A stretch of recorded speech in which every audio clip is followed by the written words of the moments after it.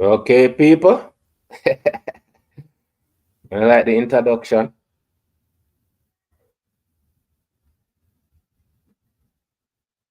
Manners, respect people. No.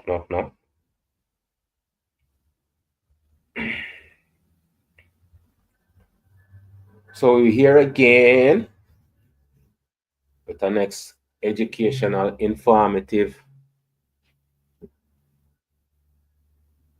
understanding. The whole works, people. You know the good stuff, then.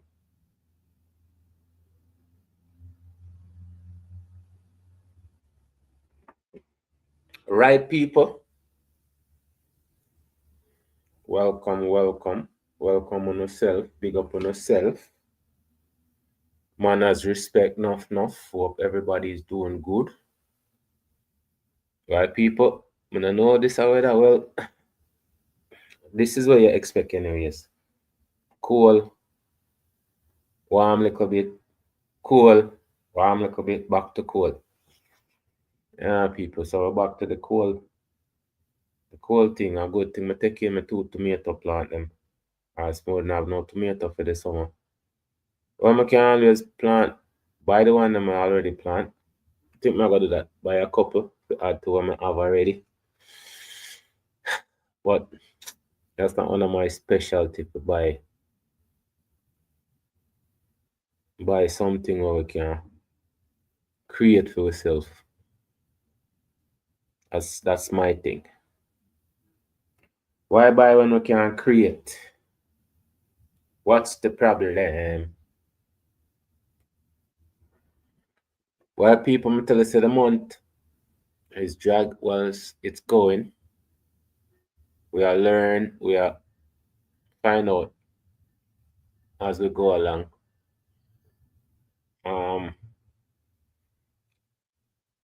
George Foreman, famous boxer from the Muhammad Ali days. Him pass off a couple of days now. 2 days. Rest in peace, sir. Rest in greatness. Cause them put in the work, people. Them set the example. Cause this man wasn't just a boxer. This man was an entrepreneur, family man. Him have him George Bowman grill. Him a advocate, social justice advocate. Just people. Him did a lot. So respect.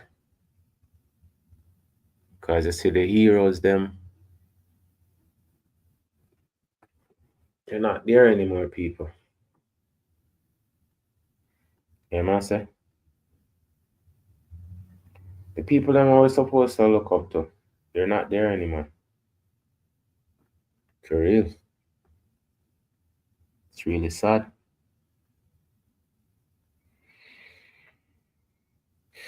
But we have to carry on, people.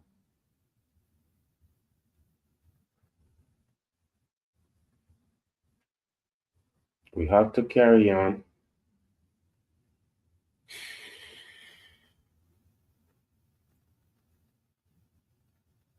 Stick to the mission. Betterment for the human race. People will tell you that there's so much things happening, you know?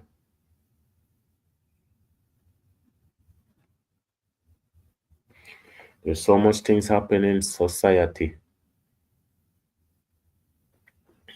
The funny thing about it is the key things that we supposed to pay attention to. We not pay attention to them. I was gonna I was, I was gonna do a next program, but me say as we proceed, people we can't just you know. We just have to keep the program them categorized. So today we have a reasoning from, okay, so her name is Benzil Diaz. And I tell you, say some of the things them what we're supposed to talk about, we don't talk about. Certain, you know, certain things we just don't talk about. We just ignore it as, like say, important. So this again is I Never Knew TV. Me tell you, say a lot of good content is on this gentleman's channel. And bring on some different people, right? And it's always about educational, in a sense, right? It's not just entertainment, it's looking from different perspective. And so people now, it's things that people just don't care. It's just people think that there's more important things than the important things when they're supposed to pay attention to. And I said that are one of the things them that you can look upon and say it's our downfall, right?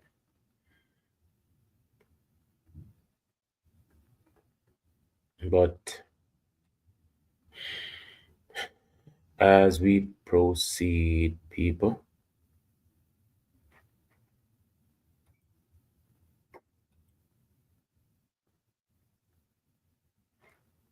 so today the lady who's speaking is Benzil Diaz, right, people? I'm gonna tell you, say sometimes them story are not nice to listen to, but again, we must listen because you see, one of the biggest thing when I say the people them a freak out about all of the things that are going on in America, but it's things that's been done before. All of them things that it's like we're supposed to be aware of these situations. Instead of it just pop up and all we can say is, oh my God, I didn't expect that. I didn't expect this. But people, as human beings, right? There is never any comfort for we, we make situation better, but it's never better set for us. You know what I mean? It's not like say them are gonna find the best piece of property and build for a community, right? The the community where them build it on a dump. The desire community, them build it on a dump. So them say it was doomed from the beginning. It's not like them choose the best land for it. And we make the best out of everything. The kids them say the same thing. Them say them didn't see the oppression as how it was. Because as kids always make way for them find happiness. I just all older people can't find happiness. Older people think that happiness is defined in a certain particular way. If you have money, that are happiness. If you have big car, big house, them things there.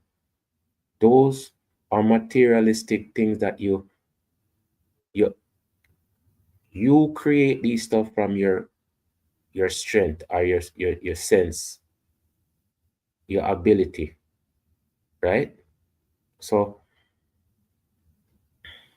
you having these stuff doesn't just automatically give you happiness. And them things that what was taught to us, the definition and them things that might try to show you, oh, it's so weird. So we don't really have free thoughts. We don't think for ourselves, right? Some situation where we grow up it's not really our thoughts because none of the things them where people said down in a generation, you ask them where them get it from and then can't tell you where them get it from, but them just repeat it and repeat it until we start repeat it too. So this lady now, Benzi Diaz, I see a couple things about her. I never listened to her talk before, but like the situation where people go through, it's just for we to listen and have empathy for them. I tell us that one of the things some people don't have is empathy, love. Them say them have it, but them don't show it. So if you don't show it, that means you don't have it. So I go give her the microphone and make she go and talk. As I tell you, say this man do some great interview with some great people. And what we're supposed to be always listening for is something to elevate your mind from just the regular drag of our life every day. Right? I tell you, say, me didn't want to drop something before, but I tell you, say, I just stages and me can't change it how it come to me. And that me I get to learn. Be patient enough to go through the motion that I'm going through or it's taking me through.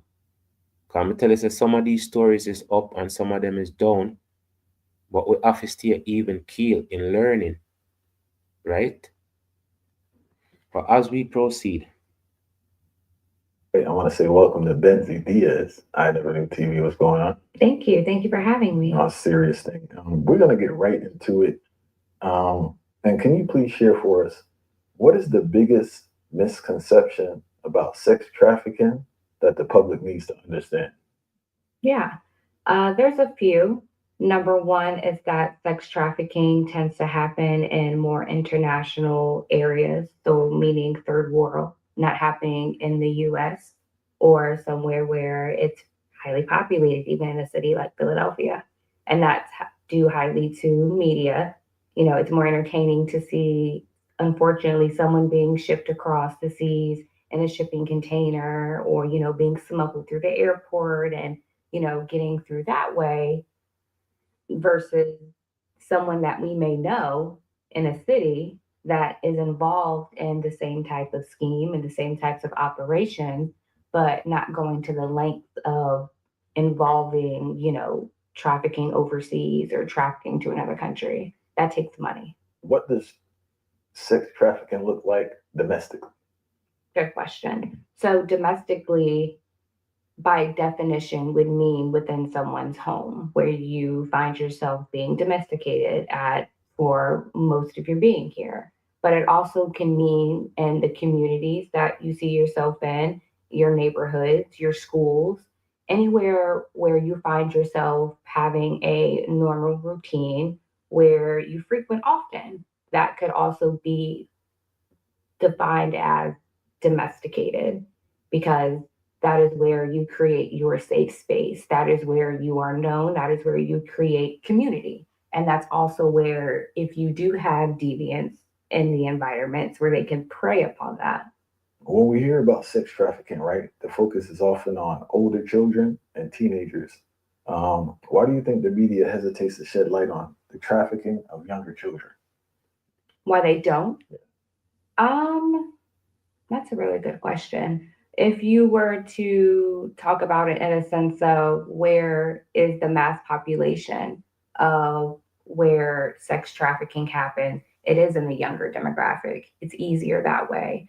The population of homelessness, being in foster care systems, runaways, or just having instability within your community, within where you're domesticated.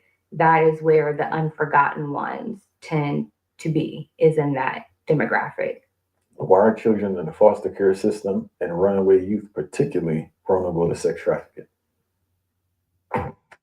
okay, people, and me say some of them topic here are some topic when me tell you say eventually you're gonna have to talk about these things. Cause me tell you say people environment or we live in, right? Community and them things there. Them have people in a full community we hurt to just like say we are stranger, boys and girls. We talk about when we go to Portland and see the board full of little picnic. And me I say, how can so much little picnic go missing? It becomes like normal. You understand?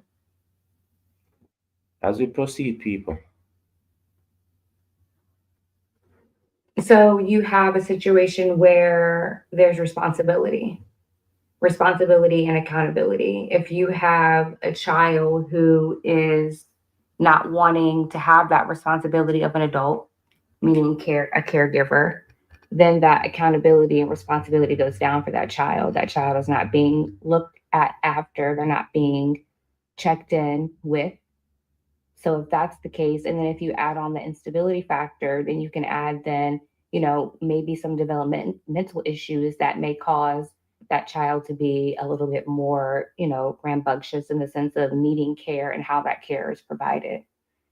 That takes a lot of responsibility. So if you have a community, let's take a community where you don't have resources, where it is a little bit more impoverished, um, then you expand that bubble to where now you're just piling these kids into this bubble of it's too much, we don't have the resources, and we don't have not only the amount of caregivers needed to take care of these children, but they don't want to take care of these children. So right there is then that pipeline of, okay, well, now who are these kids being looked at after? Where are they getting this guidance? Where are they getting the things that they need to survive? If they're not getting it from their core group, from their community that is supposed to be grooming them for success in healthy ways, then you transition into a space where you could be possibly getting groomed in a negative way, still trying to find those things to stabilize yourself. And that is a very easy way on how these demographic of children get into the spaces of being sex trafficked before they even can understand that they're being sex trafficked. When children are in that vulnerable state, right? Because you're very impressionable at that age, regardless how old and mature you think you are. What is the grooming process like? It can happen in many different ways. You have to first find that baseline level of trust and vulnerability that happens within those children that tend to go unforgotten, unseen, uncared for. Once you find that, then the process is then easy for the manipulator or the deviant to then start their journey of the grooming process to get them to trust, to get them to feel dependent upon by these children, whether it's giving them money for food or just giving them money for whatever, providing temporary shelter, just providing a temporary space outside of what their current situation is. Even if that situation that they're being introduced in or welcomed into is bad, in that current space, the child is thinking that what they're in is worse. That's what they're trying to get out of. They're needing relief. So wherever that relief can come from, they're going to gravitate towards that. It could be worse, but they're not thinking about that in that current state because what they're currently needing relief from, which is not being cared for, not being seen, not being able to be provided for.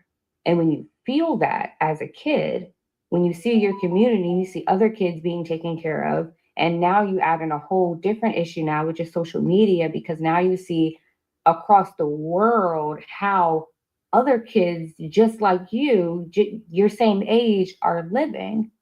And someone in that position could be going through a very unfortunate situation and see that and say, I want to be living like that. And then get an opportunity proposed to them to be able to possibly be able to live a life like that.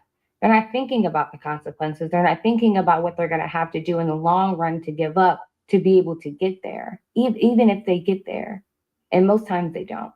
It's just the manipulation of what you can provide to this child that is in need. I like how you break it down because usually when you hear about these topics, it's focusing on the individual and almost shaming and criticizing the individual. But when you break it down, you break down the societal issues that lead to this behavior and the lack of community that leaves children vulnerable. Yeah. Yeah.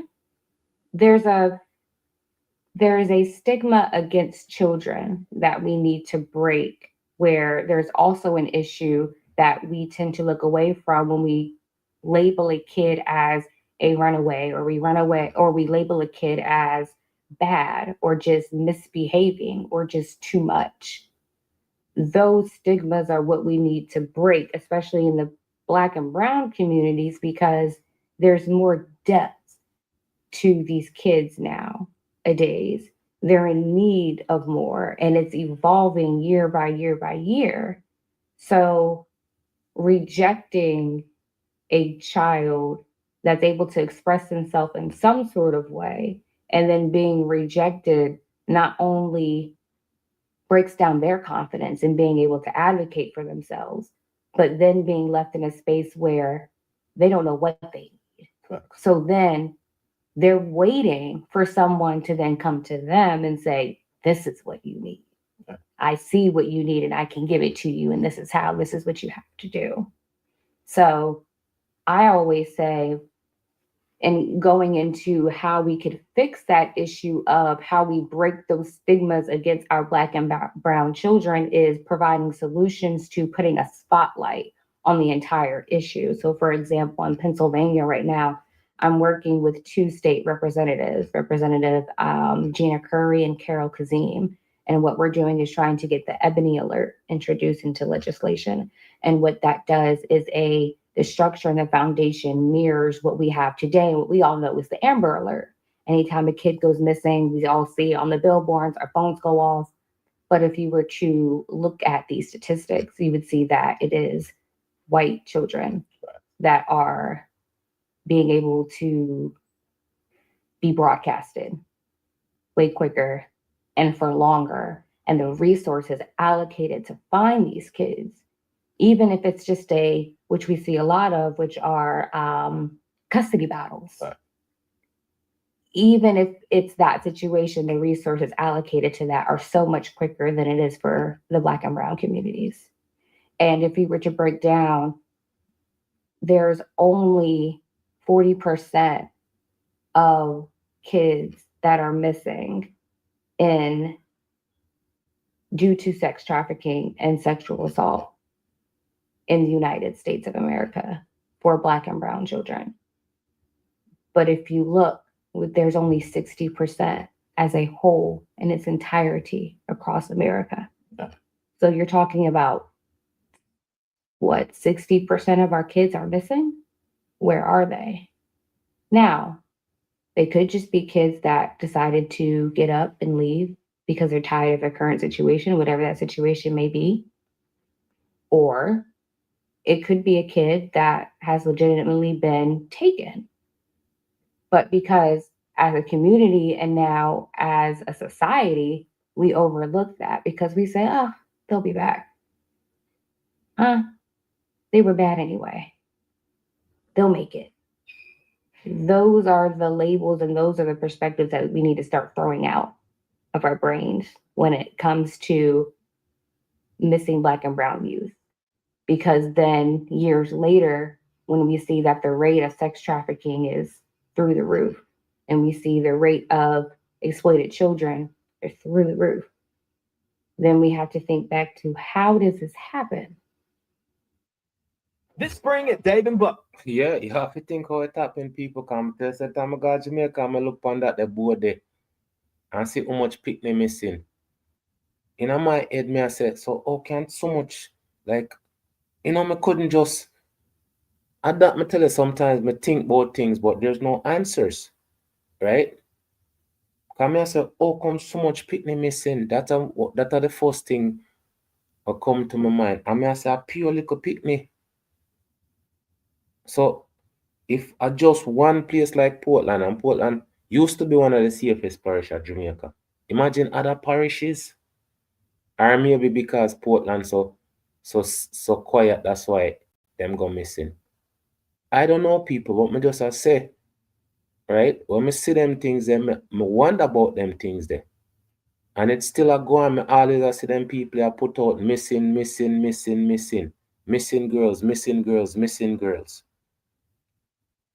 When I did a little bit, them used to talk about the catcher man, them, right? But catcher man used to catch not just woman or girl picnic, and used to catch boy picnic too. But me don't know people how it become so prevalent in a society. The little picnic them get take away, and there's no there's no outrage against it. As we proceed, people. Then we have to think back to, how does this happen? So step one is putting a spotlight on the entire situation, is that we're not taking away from the white children, our white counterparts, because they need to be found as well. But we also need to keep into the fact that there are more kids in the Black and brown community that are missing than their white counterparts. And they are only given a fraction of awareness, of media attention to bring them home, regardless of why they are gone. We don't even know. So what the Ebony Alert would do would mirror the Amber Alert, but it would have more attention and more of a focus of making sure that just as many times as we see a white child popping up that is missing, we also see a Black and brown child that is missing. And we're also making sure that resources are allocated fairly to make sure that all kids are found. Because right now, that's not what's happening. What actions do parents take? People, it's 2025, right? And it comes down to the same thing, equal rights and justice for all people. And it's never been that way. As we proceed, people. Is it just a dependence on law enforcement and they're not following through, or parents consistent that parents give up, based on your experience? Well, first of all, it's always law enforcement, because they're the first people you call when you're in a trouble, right? So if them are the first people you call in a trouble and them are the last people who respond, yes, it's gonna be an issue. As we proceed. Based on my experience, you can never fully put your trust in law enforcement. And that goes... You see? Because even from back then, it's the same story, right? As we proceed. Anyone. You have to learn for yourself how to be able to protect yourself, save yourself, advocate for yourself. That's what I teach kids. That's what I teach women who have gone through traumatic situations like myself. Because at this time, we are still trying to bring law enforcement up to speed, and advocacy centers up to speed, and shelters up to speed on how to combat trafficking and how to do it and where it starts and where do we start in implementing this plan. So it would take parents having to be proactive, having to seek out those resources, seek out those events, seek out those community centers where they're dealing with these issues. It doesn't mean you do not wait until something happens to then go and try and seek out a solution. To be proactive, to be preventative, is to take steps to prepare yourself so something does not happen. So listening to your kids' conversations, listening to the types of music that they're listening to, doing your research on the teachers that are in these schools that are teaching your children. There has to be more due diligence done, unfortunately, because of the people that are supposed to be in these positions. Supposed to be. There you go. You see? Supposed to be. They're getting paid. That's all I'm care about, It doesn't mean say them have to do a good job. I keep on saying these stuff. Supposed to be doesn't mean that they will or they are. Go and talk to the politicians then. As we proceed. Are supposed to be in these positions, that are supposed to have these qualifications and moral standard of code as a mandated reporter, or as just someone that is supposed to be a protector of the youth, of the vulnerable. We can't trust that they're always going to do their job 100% of the time. That's just how it is. Just like how we can't trust law enforcement to do their job 100% of the time. I've known people that have had to save themselves and then wait on the police to get there. That's just the state that we are in right now. And speaking in terms of the Black and Brown community, that's the state of where we are. Now we can work collaboratively. We can get to a point where we're now bridging the gap between those law enforcement agencies and the communities. But we first have to be open in our communities to be receptive that this issue is going on. That's the next thing, people. Certain things you can't talk about in a with community. Nobody no want to hear that. What me say? That's why I say, like, I am not impartial to any topic. Because I can't say I can't talk about that or I can't talk about that. It's life.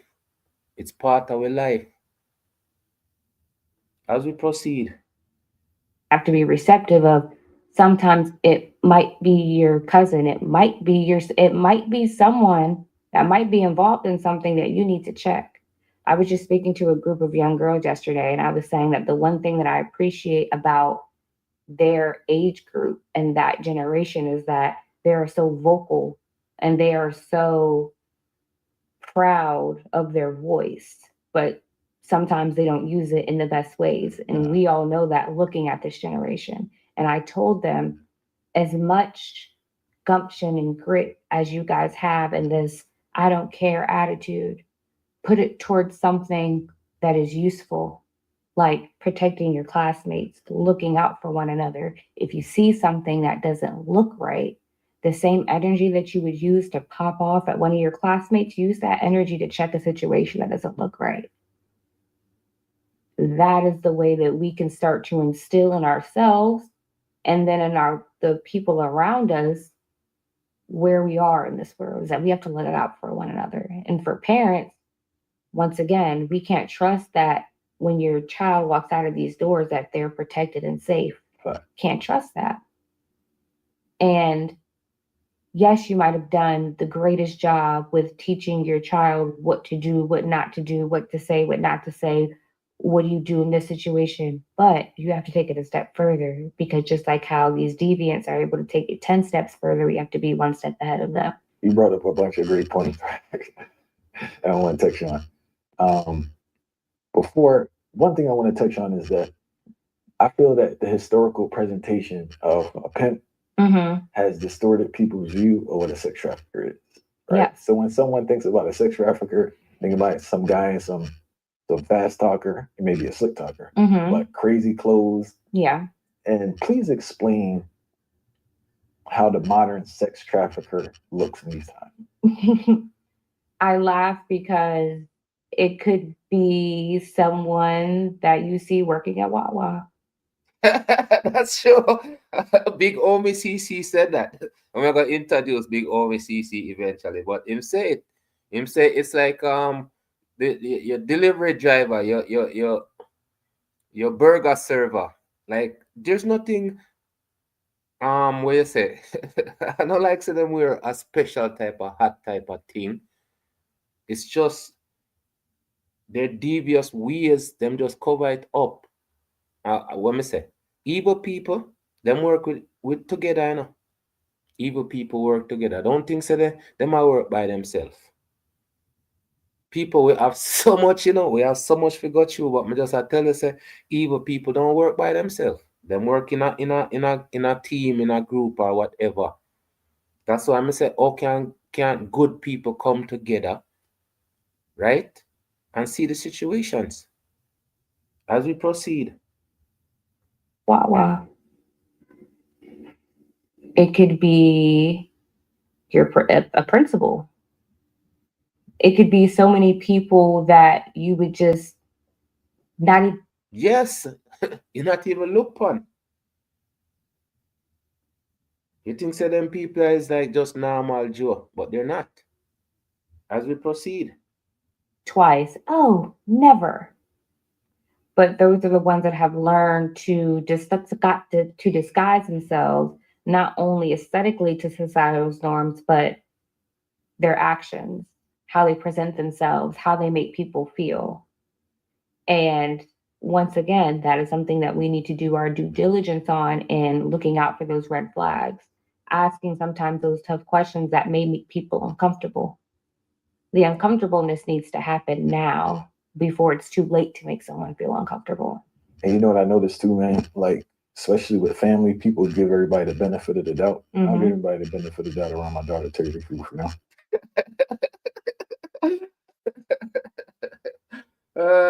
People. mm.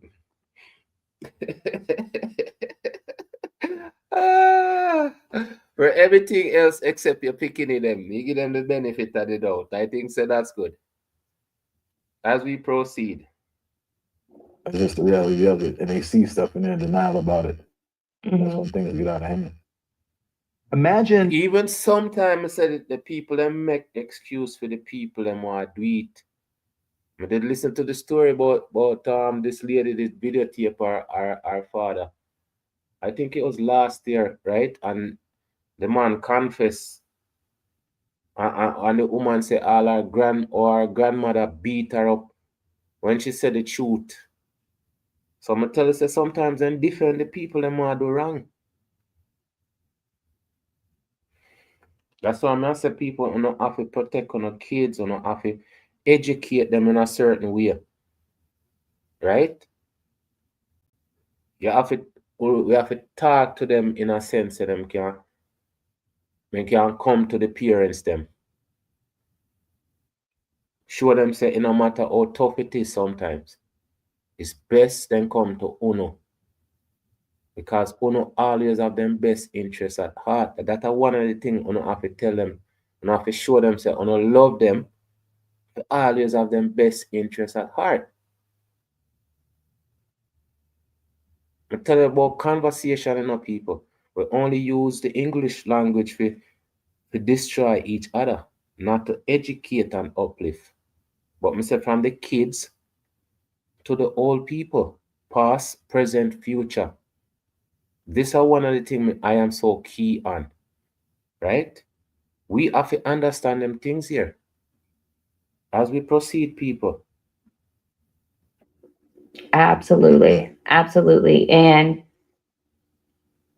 going back to domesticated sex trafficking, we talked about the communities of how you can be domesticated in, not necessarily inside of your home, but let's bring that bubble even smaller and let's talk about what could happen actually inside of your home.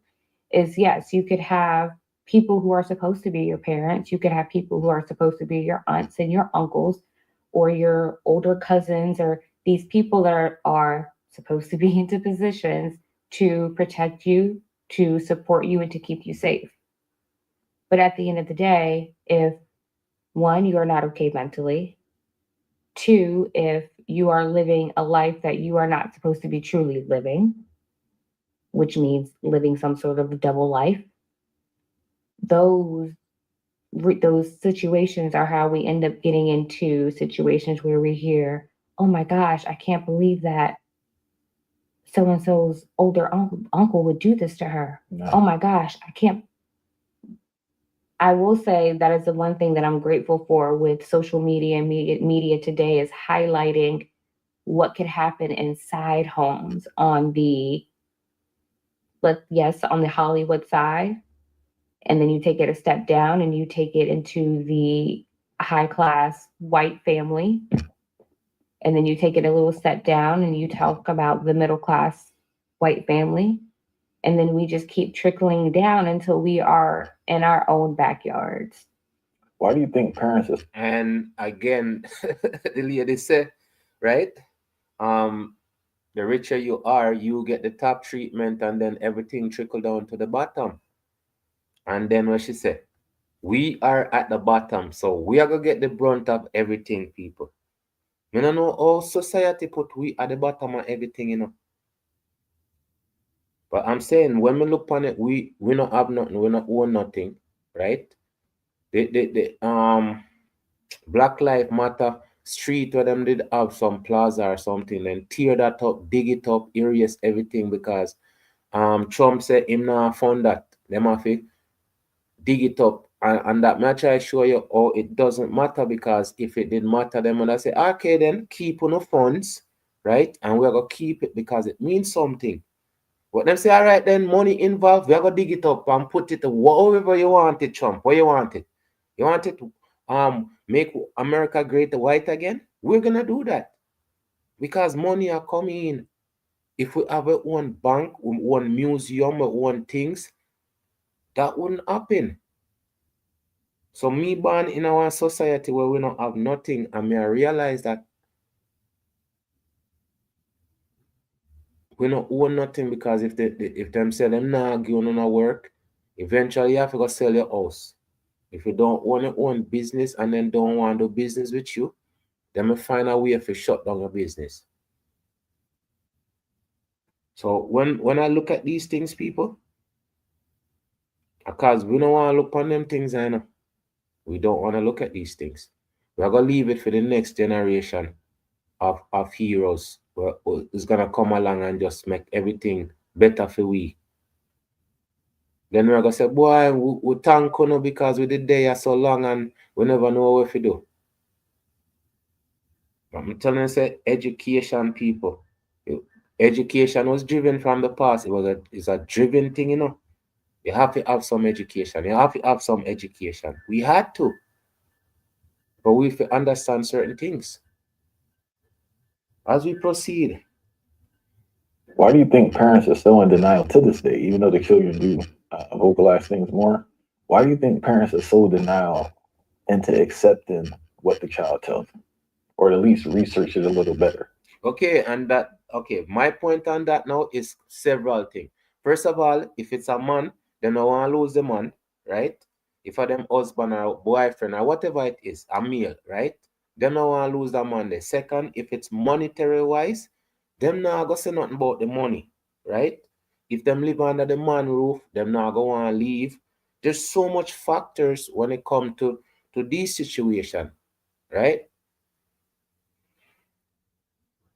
Me tell you say some of them situation I get me really upset enough people because me tell you say just the fact say a big man we have supposed to have sense, right? Go through certain situation and a few them pass and then couldn't deal with it. But them get older and that at that time then take to deal with it. And when them deal with it with them go look on the next little picnic and do it to them too. Me been in that situation, you know. I'm gonna look on a man and I say, okay, so you've been in that situation before. So how you now go through that situation and want to put the next person in that situation? That's why I say I talk to enough people, I ask enough questions enough people. So enough people get upset when I ask questions, but without me being confused, I have to ask questions. Because when you ask questions, it gives you clarity. As we proceed, At least research it a little better, because lies are there sometimes. Yes. Lies are there. So like I said before, having to do your research, but also if you're a good parent, are you a parent? Yeah. Okay. If you probably could not fathom yourself doing something like that. and that are the thing, people. I could never see myself do certain things. And that may I say, I could never see myself doing certain things. Come check myself. I couldn't do that. I wouldn't want to do that first of all. Some of the simplest things say, no, son, me not do that. And it's not just me not do it. I wouldn't do that. I wouldn't have no reason to do that. But in a some people mind, how they make it so okay.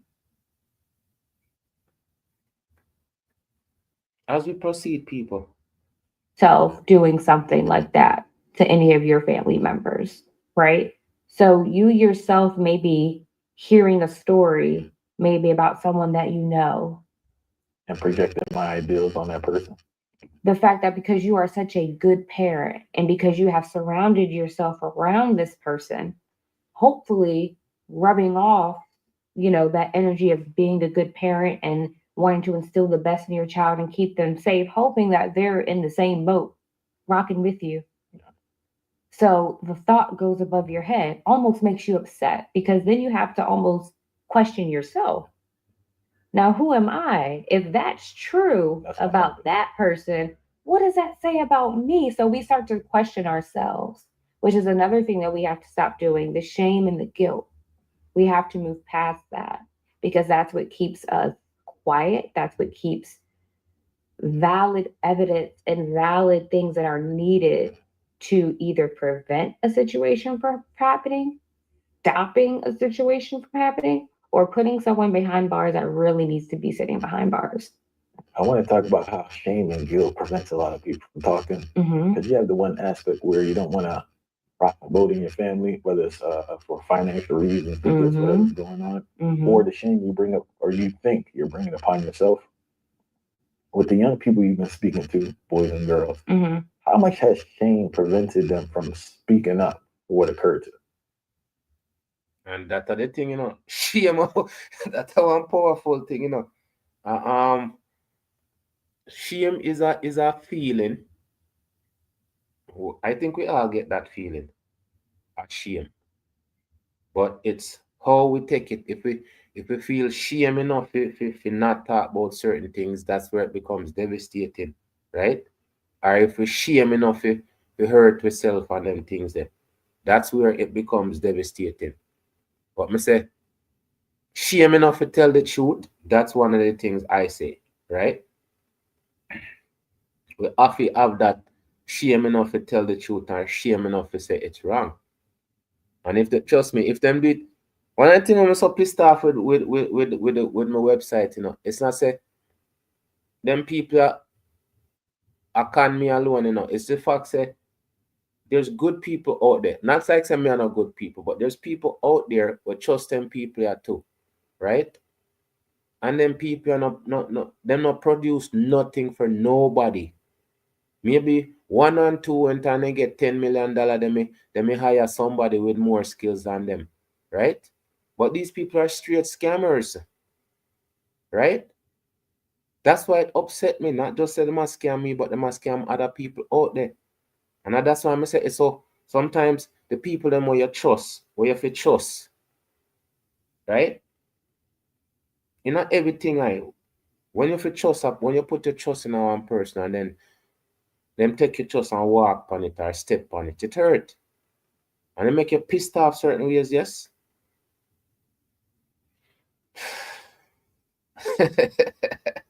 As we proceed, people. From speaking up for what occurred to them. What I see now today in the young people is it's not shame, it's not guilt, it's pride. It's pride. It's pride, and also because of the environment that we're in. I'm in Philly and I do a lot of work in Philly. So talking to these, and I hate to keep calling them young people because the way that they carry themselves are almost like young adults because of how quickly they've had to grow up because of their circumstances. So with that, they were taught at a young age that shame, guilt are weak emotions. You need to have pride. You need to have strength. You need to have a wall up so tall and so wide and so thick that no one can penetrate through that. So that is what I see. I see a lot of pride. I see a lot of bravado. But in the moments where there are silence, when there are moments where that bravado and that pride is taken down a little bit, or when I hear the conversations of what they saw happening to a young girl in their classroom, or what they experienced at home between their mom and their mom's new boyfriend, situations like that. And that's where you get to the realness of what's going on and how even a child that has grown up mentally quickly and maybe can express themselves as an adult, you see the child come out very quickly in those. Okay, and right that's now. Okay, it's a protection, right? That's why I say it's so important for the parents to have conversation with them kids. And when you not have conversation with the kids, you can't have TV, cell phone, and all of them things that be interrupt. Because those things, those are distractions and now make you talk to a person, The TV and you're not gonna listen to half of what them I say because you can't just focus on on just one thing when you hear 6 or 7 things happening. That's why I said the bells and the whistles and them stuff, yes, them things are good for entertainment and everything. But when you have a conversation, the best time for have a conversation is in a calm, quiet space, right? Them things are so important to we people. Because I'm telling you, say, oh, me see the whole world I get teared down around us, right? It's just happening. We can't stop nothing from happening because we're not united in a sense. Okay, let's have this day we don't do this, that day we don't do that. There's no coordination between us as a culture or as a race. If them say tomorrow is Caribana day, you see how much people jump up and go on a Caribana, right? But if we say we get together, right? I have a conversation a couple of days ago now, and I go, look, if we're gonna get together, let's pick a day, right? Where is nothing attached to it. We create this day and we celebrate this day together. It's like if somebody don't think for it and create something for it, it can't happen. Meanwhile, right throughout history, all of the great talented us that accomplishes so much and continuously do the same thing. We can't come together and do it one thing. If we get together and do it one thing, it has to be middle night with music and alcohol and everything. Where it's not a set program. Like say we are gonna gather up and have a set program. Them things I'm look upon, those are the things I'm look upon, and I said for the next generation, we don't have to be organized. We don't have to come together. We don't have to plan, coordinate. You see, and on the earlier live when we talk about Sundown City and Mr. Green, him last name is Mr. Green. I forgot definitely find out why him actual birth month. Him create a book. He created a book that shows all of the safe city them that we used to traverse, right? Underground railroad, same thing. Create something that can help us. As we proceed, people. Child come out very quickly in those moments because they understand what is happening is not okay. But being able to process it would mean having to process those shame and guilt emotions, which are natural, which need to happen. But if you're taught not to show those emotions, if you show those weak emotions, it's going to be bad for you. They don't get that chance to process those emotions. So it's hard sometimes breaking down that wall, talking about these issues, but there's a way that you have to do it where you acknowledge the pride and you acknowledge the bravado because it needs to be acknowledged because it's something that's not normal and it's starting to become too normalized with our young people is how tough can we be? How grown up can we be? And I will say that mentality also for our young girls is what also leads them into situations where they don't know that they're getting into a deviant situation. They don't know. Traffickers increasingly use platforms like Instagram, TikTok, and Snapchat to groom and lure victims. How do these platforms enable trafficking, and what can be done to stop it? Well, how they enable it is, being able to allow so much.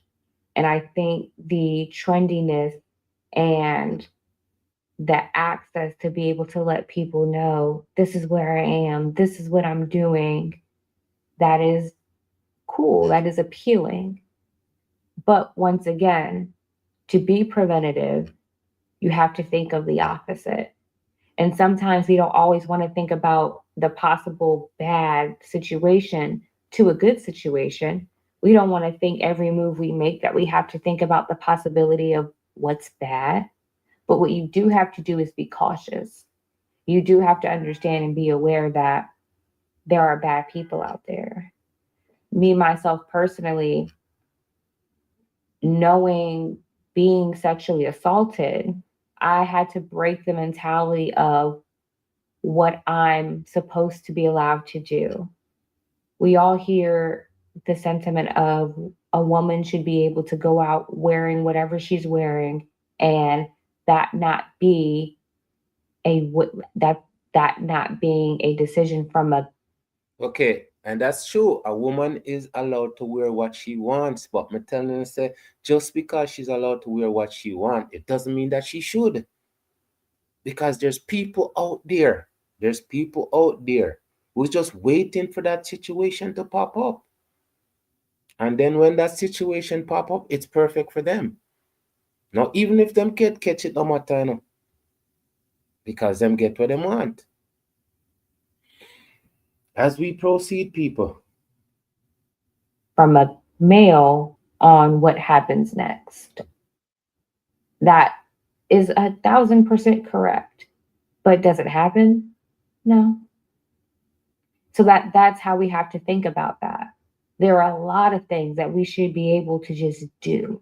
I'm glad you brought that up because I had a conversation with a lady about that one time, right? Mm-hmm. And I think that too much time we're stuck on the ideal versus the reality. How things should be. Yes, it should be that way. Yeah. That is not the reality. Yes, absolutely. So just thinking that way. It doesn't have to be, oh, I'm thinking of every bad situation. You're not being a pessimist. Yeah. You're just living in reality. So I would say how you can be preventative on social media is be cautious of how you post. Maybe not geotag every single place you go to. Maybe not timestamp every place that you go to at every single second. Maybe be cautious of if you're taking pictures outside of your house, make sure your numbers on your front door aren't being shown. You know, making sure that there's no cross street signs aren't in the back area. Now we all know if you live in a certain area, you can kind of tell by looking at a picture if you've been there. Yes. What I'm saying, so people, some of them, okay, I totally agree. Some people is just too needy. Everything them do, them want everything. I mean, it's nice for you to get the 1 and 2 like, but me say if you just live on the like thing, it's not gonna work. It's not beneficial to you. As we proceed, people. But once again, if you're making it easy for yourself to be tracked, just think what someone could do if they really want to do something bad. And that are one of the thing, people. There's always gonna be people out there who wants to do bad just because of that's who they are.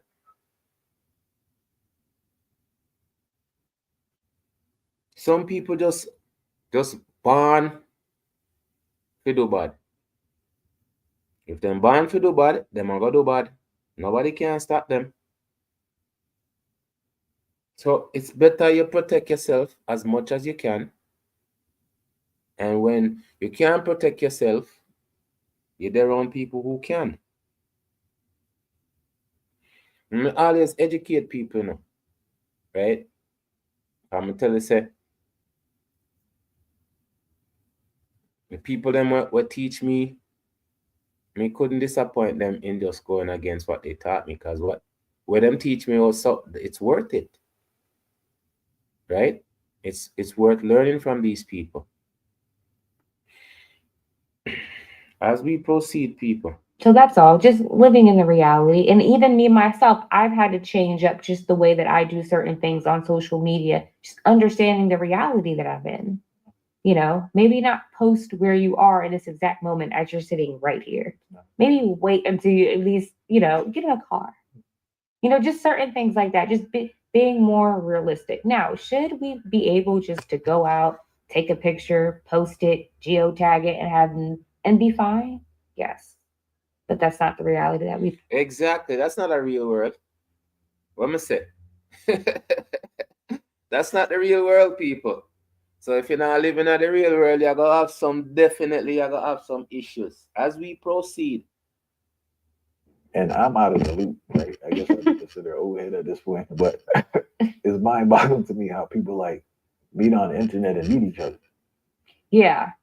That's like that seems like the number one form of dating now compared to actually. Correct me if I'm wrong, but this is what I'm hearing. Instead of meeting a lady, talking to her in person, it seems like they're talking on whatever device, then meeting each other. Yeah, and it definitely has its pros and cons. You know, if you're someone that you're a workaholic and you're never going to have the space to actually go out and meet someone physically in person, and you at least want to make that first initial connection on the phone, all right, fine. But now let's be realistic about it. What I do find is that there is still this stigma of this online dating where you kind of don't want to let people know you're online dating. And what I'm starting to realize is this pattern of, okay, no one knows that you're dating online. So when you go out for a date, no one knows where you are, no one knows who you're with. Recipe for issue. So let's be a little smart. Let's at least let a friend or two know that you're dating, where you're going, sharing locations, letting people know who this person is, and doing your due diligence. You know, you don't have to be, I know it's funny to be an internet stalker, but sometimes maybe you have to be just to see if the story checks out. Maybe ask a little, questions that maybe are a little uncomfortable. When I was teaching, right, we had a big conversation about talking about domestic abuse amongst teenagers. Yeah. Now, listen to you talking, speaking about shame and that pride. I think that's one of the reasons it's so high again, because one, the boys and the girls see that it's allowed, they're not getting in trouble for it, or this person's not getting in trouble for it, and the person receiving it due to the shame, but that pride again, don't speak up, and they find themselves in a rough situation. Yeah. Yeah. And then you got to ask yourself, well, where are they getting this from? That's exactly what I think about when I see those types of situations. Are you getting this from media? Probably. Are you getting this from home? Possibly. And that's when you have to do more. And this is why I say we have to do more preventative. We have to take more action steps. I remember, getting into fights in high school, and it was just, okay, we're going to separate. Yeah. Right. And going to cool off and, detention, ISS. That's it. And there was no talking, no getting to the root of the issue. There was nothing. And then you're just supposed to come back to school after a couple of days and what? Be fixed. Yeah. So I think there has to be more done to find out the root cause of these issues. And then what can we provide these kids, even if there are resources outside of the school? And I do understand that, schools do have budgets, and those budgets max out very, very quickly. So with that being said, I understand that some of these resources that might be out there might not be able to be attained. Well, then where's that next step? Where's that teacher to parent communication? What is that like?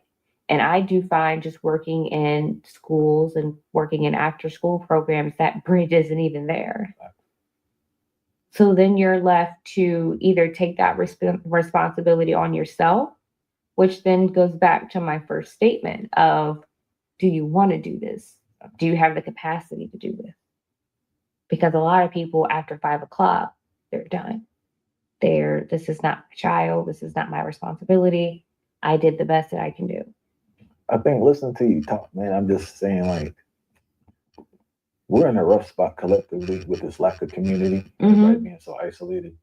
And I think that too many times people blame the individual, but we don't blame our failure as a society and as a community. Yeah. People may keep on saying it.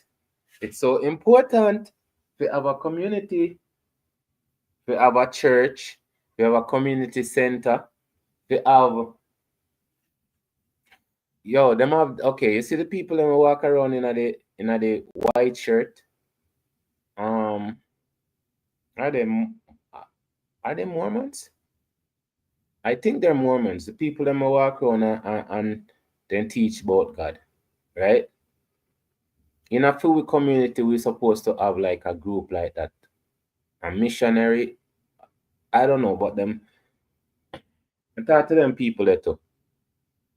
But tell us, I'm talk to everybody, people. But in a full community, we're supposed to have them organization there. We're supposed to have like the Boy Scout Society, right? Them so not even definite like exactly like the Boy Scout, people, but them supposed to have like cadet or something like that, junior cadet and them things there. So the youth them can be in some form of program. The same thing with the girls, and they're supposed to have some like them have the Girl Scout, right? Them supposed to have some. I tell you, not there for we, people. It's just year in and year out, life goes by, and we outside. So some of the things that Mama got through in my life, people. I'm gonna look on it enough time. I know some I win, but may end up with the losses. Eh? So we know. As we proceed, Absolutely. And we'll sit back, right? We'll sit back and we'll criticize, Hollywood or, viral celebrities and social media influencers.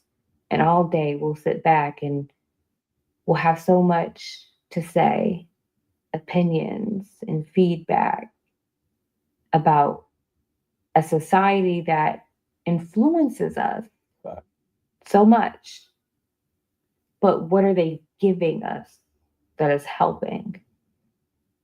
So when you see that, you have to ask yourself, well, what are we doing?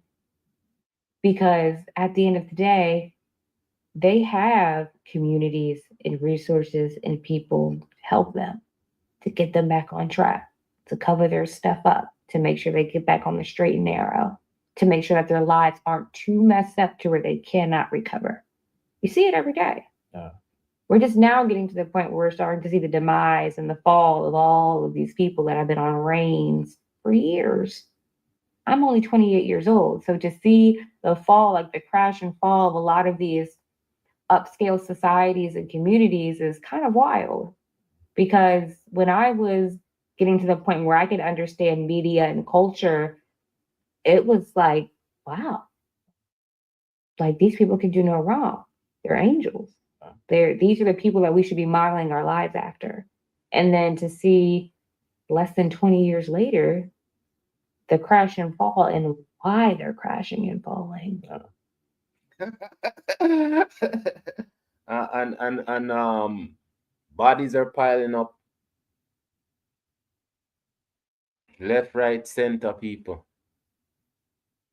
But me say, what them are sure say these are the things that we're supposed to be into is not the things that sustainable for us. It's not a betterment. It's not a betterment, people. But we accept it like a betterment,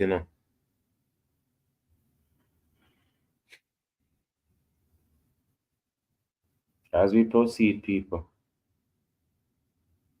Crashing and falling. Then we got to ask ourselves, okay, so how much of this is now influencing our communities? Because if we're doing A through Y, what makes you think we're not doing Z too? And along with the shame and the guilt, also this notion of, oh, this can't happen, this isn't happening. Denial. And this is another big reason why I got into this work beyond just sharing my story, because sharing your story and the power of storytelling is very important, but also getting to the point where you're in the communities of where this stuff happens and putting your boots to the ground and being shocked with almost a mirror version of what I went through 10, 15 years ago. And seeing how now there is almost no finesse to it, if you know what I mean. It's very out in the open because there is no consequence. would you argue switching it up from the sex trafficking to sexual abuse, right? Would you argue we have a sexual abuse crisis in America? Assalamu alaikum, my brother. People, it's not just in America. Me keep on saying it. Yes, they're talking about where they are, but I'm telling you, that's an issue that's, trust me, it's not just in America. I tell the missing pitney them.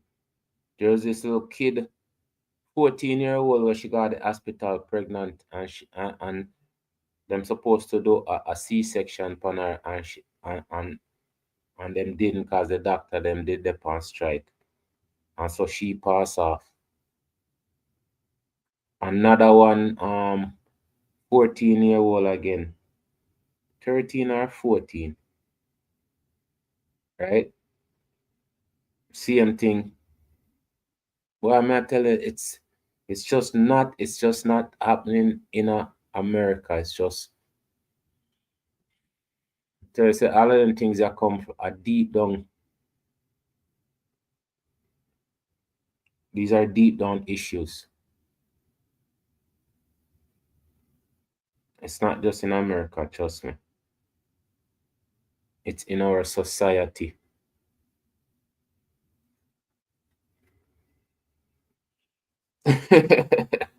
Then did have a song, me love my 3-year old, me love my 3-year old. Me no know people. Sometimes me telling you, say, when we a kid that grew up and we hear certain things, even then it never make no sense. And the older you get, you see, say it still not make no sense.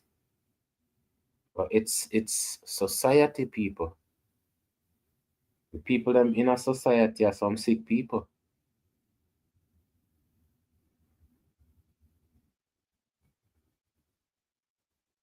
I think we have an exploitation issue. Explain. You have, if you want to talk about sexual abuse as a whole, yes, it's been there. Yeah. Like I said, due to, thankfully, social media being used in the right ways, also you have the power of storytelling now being implemented with celebrities. You now have these child stars. You now have these stars that are still relevant today. They're still doing work and music and movies and art today that are actively telling their stories and can be fact checked. And it's true.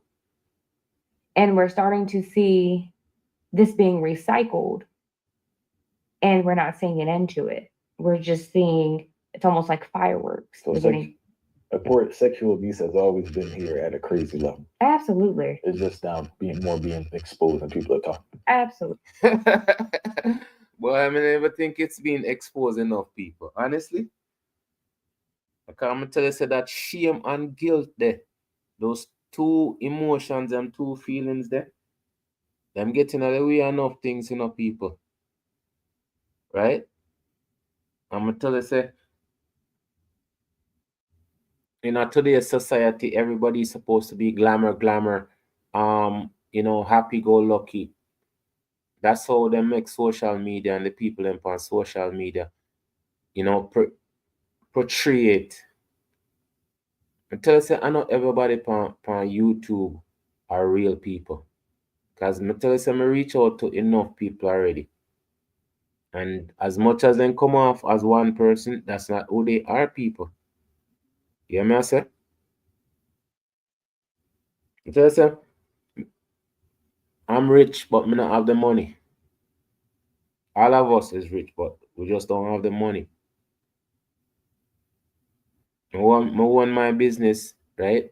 But just because you want a business, it doesn't mean that it's successful, right? Anything what you do, me keep on saying, you need support. If you don't get support, trust me,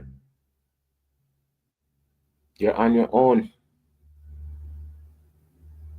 I mean, always depend on my own, people. Well, big up yourself, AI, because AI, you don't know. Uh, AI say, I'm just here for listening as we proceed. Absolutely. Absolutely. Yeah. And because of social media, we are now feeling as though we're in a crisis. We've been in a crisis. And unfortunately, we have women, for example, like Centoya Brown, who is a survivor of sex trafficking and was in prison for 10 years before her case was even seen, to be even allowed for her story to be heard. And it was because of social media. And this was a young woman who was sex trafficked at 15 and ended up killing her abuser and was tried and convicted as an adult and sat in prison, in a women's prison. And no lawyer would take her case. No, no one would hear her story. No one would even think to say, now, were we wrong even trying this child as an adult?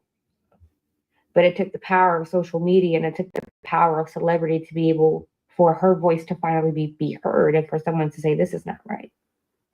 Okay, so me definitely have to go look up fear story, people. Well, I'm telling you, you open one book and you find so much different chapter, different pages, twist and turn. Imagine that. You have to definitely look up fear case. But there are so many other women just like her whose stories have not been able to get that attention, who are still sitting behind bars, that still have to fight as if they're a criminal. As I've gotten older and learning more specifically about women, is that a lot of the criticism women and men receive is unjust because they themselves were sexually abused. Mm-hmm.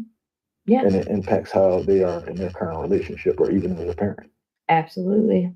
Absolutely. Which once again goes back to the shame, the guilt, the pride, the bravado of not wanting to have this label, not wanting to subscribe yourself to this maybe community of people that you may seem as quote unquote weak. Yeah. You may have to deal with this level of vulnerability that you now have to deal with, understanding that you now have to process these range of emotions. And I will say for even men, it's so much harder because men who are sexually abused, you're taking, like for women, yes, you're taking away something that we are not giving you. You're taking away our sense of power, our sense of control, our sense of security, our safety of our bodily autonomy, right? I can say for myself that after everything that I've been through, I've never really felt my womanhood taken away, if that makes sense. Explain. I've always felt like, of course, there was something about me that was a screaming, oozing woman because what's going on? Look at what's happening. And the way that for a lot of women, we channel that sexual trauma, especially if we're abused as children, as we mature into womanhood, we can get promiscuous. We can get to a point where we are now weaponizing sex as a power tool to try and reclaim. Elaborate more on that.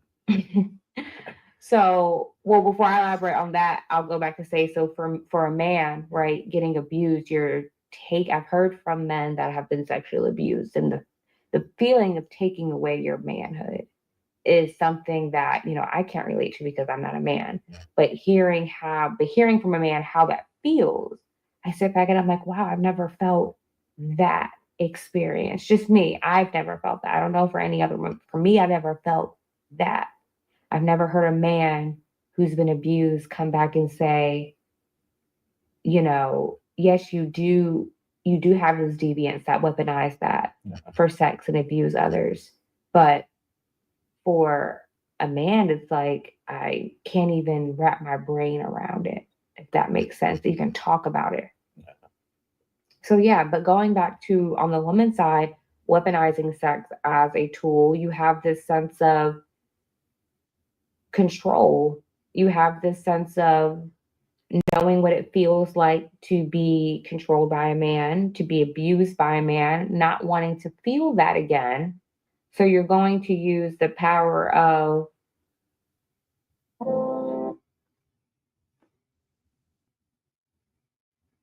Again, people, she's a lady. She's speaking from her point of view because, again, she's been in that situation before. As we proceed, people. so you're going to use the power of letting someone know that I have the power, I have the control. And for a lot of men, that can be attractive, that can be appealing. Yeah. Right? And a woman will feed off of that. But if you're repeating that cycle over and over and over and over again, you're now in a cycle where you're just recycling men in a way to regain control over the fact that you've had the power to say yes in all of these situations, and knowing that you still hold the power to either press start on this, press pause, and to go to the next one. Is inflicting pain part of the As process? far as what? In regards to I don't know about the sexual part, but that's where people have been hurt. Yeah. And they want people to feel the same amount of pain that they felt. Okay, and this is what I'm saying. Hurt people wants revenge. Hurt people want revenge. And usually that's the only thing that hurt people can get is revenge. But them can get abused. They can go abuse somebody. But they're also abusing themselves because they're going through the moment that they went through.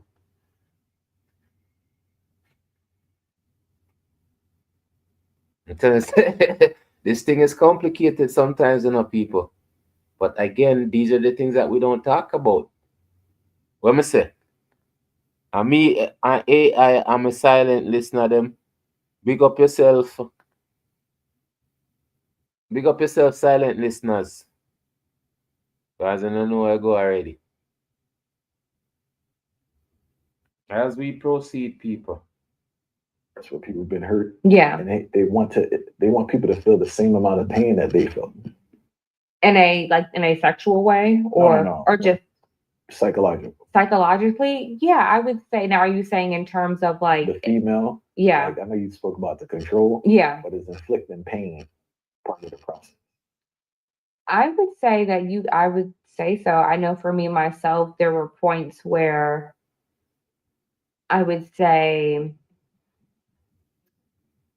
playing with fire, in the sense that not having a sense of care over my body. So not so much as that I will not saying that you don't have women that choose to inflict direct pain on themselves, to cause bodily harm because of the abuse that they went through, whether that's using a lighter or a knife. I've met women like that. But for me myself, there was this sense of not having a care. So almost this invincible / not caring what would happen, if that makes sense. So yes, so in her life she became daring. That's pretty much how I see it, right? But I'm telling you that some people really, really, really, really, really, really, really, really sick, people. I'm telling you, me not like hurt people. Me not want like nobody hurt me. But some people, that's their that's their go-to move to hurt people.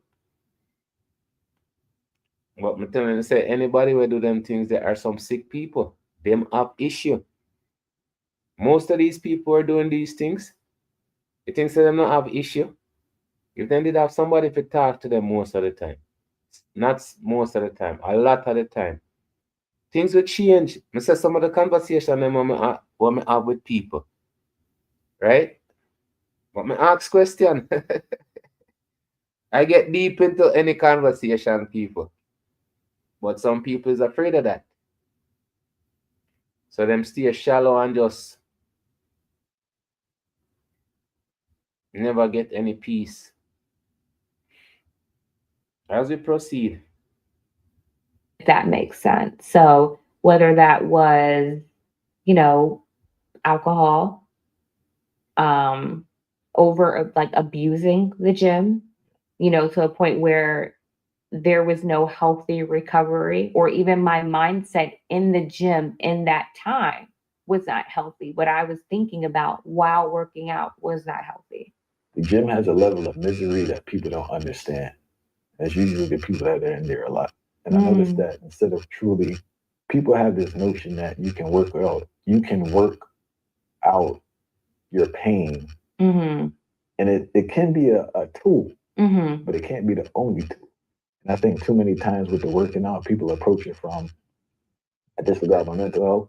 Yeah. Working on my mental health, not just right. Yeah. Working on my spiritual health, and I'm gonna work away my problem. Mm-hmm. Then you mix that in with the obsession of the body, and it becomes counterproductive. Yeah. I would say my unhealthiest point in my life was finally escaping, coming up here to Philly, getting into college, and those college years were horrible. Yeah. I was like the most unhealthiest person. The most healthiest, unhealthy person, because she work out, but her mental state is not good. You understand, people? Maybe she have a routine and exercising and eating healthy, but again, she might do destructive things. You know? People tell some enough of them things I understand. That's why I say some of the program them I listen to. Some of the people them is like they're so lost. Meanwhile, you know, it's like it makes sense. If it doesn't make sense, you ask question. And then there's no confusion. As we proceed, people. Was like the most unhealthiest person. Healthiest meaning aesthetically, when you looked at me, I probably looked like I could lift a truck, you know, but looking at me in my face, talking to me, I wasn't okay. And if you knew me, which a lot of people, mostly no one really didn't know me, so no one knew that I was not okay. And for a while, I didn't know I knew I wasn't okay, of course, but I didn't know that the damage done to my mental health was that bad. So I wouldn't call myself a full blown alcoholic while I was in college, but it was class functioning alcoholic. Gym. Yeah, I was a functioning alcoholic.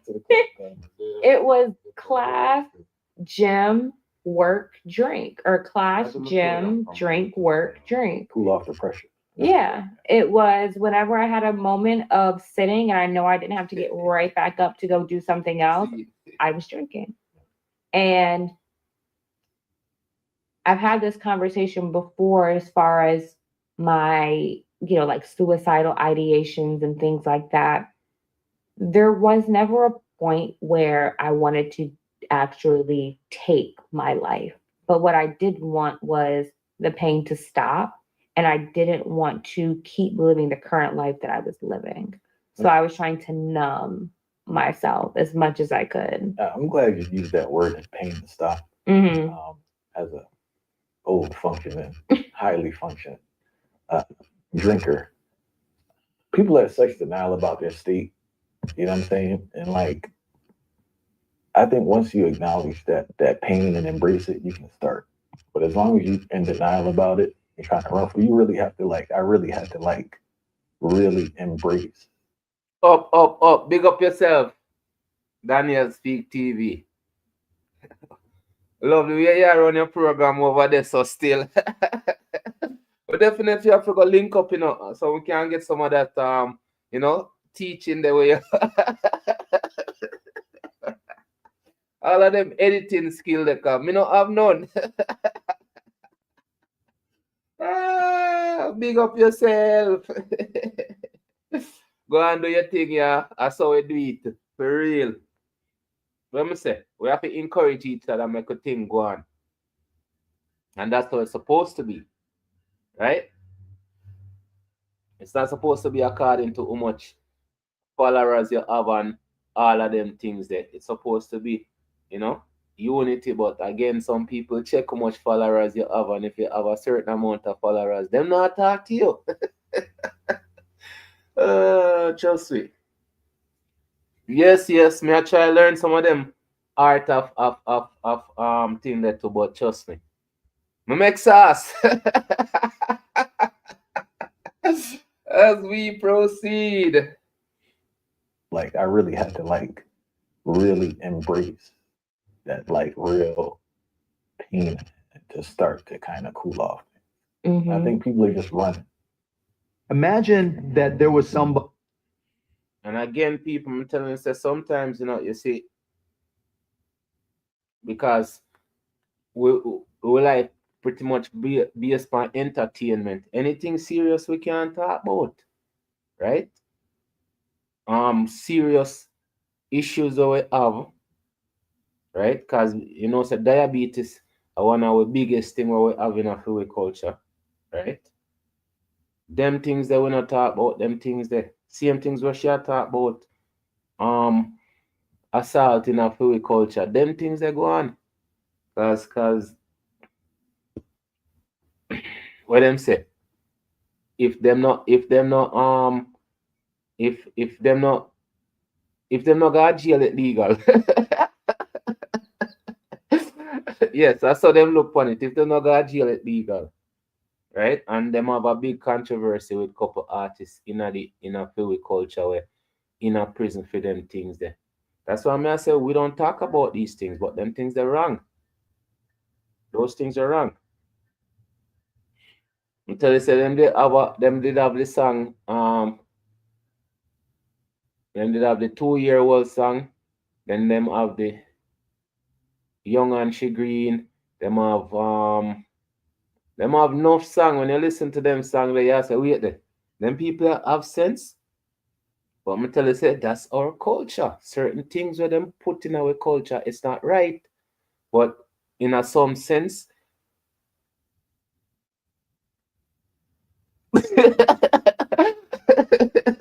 yeah, in some sense, I saw them look on it, right?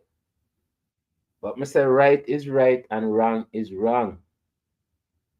But me tell you, say it's selective.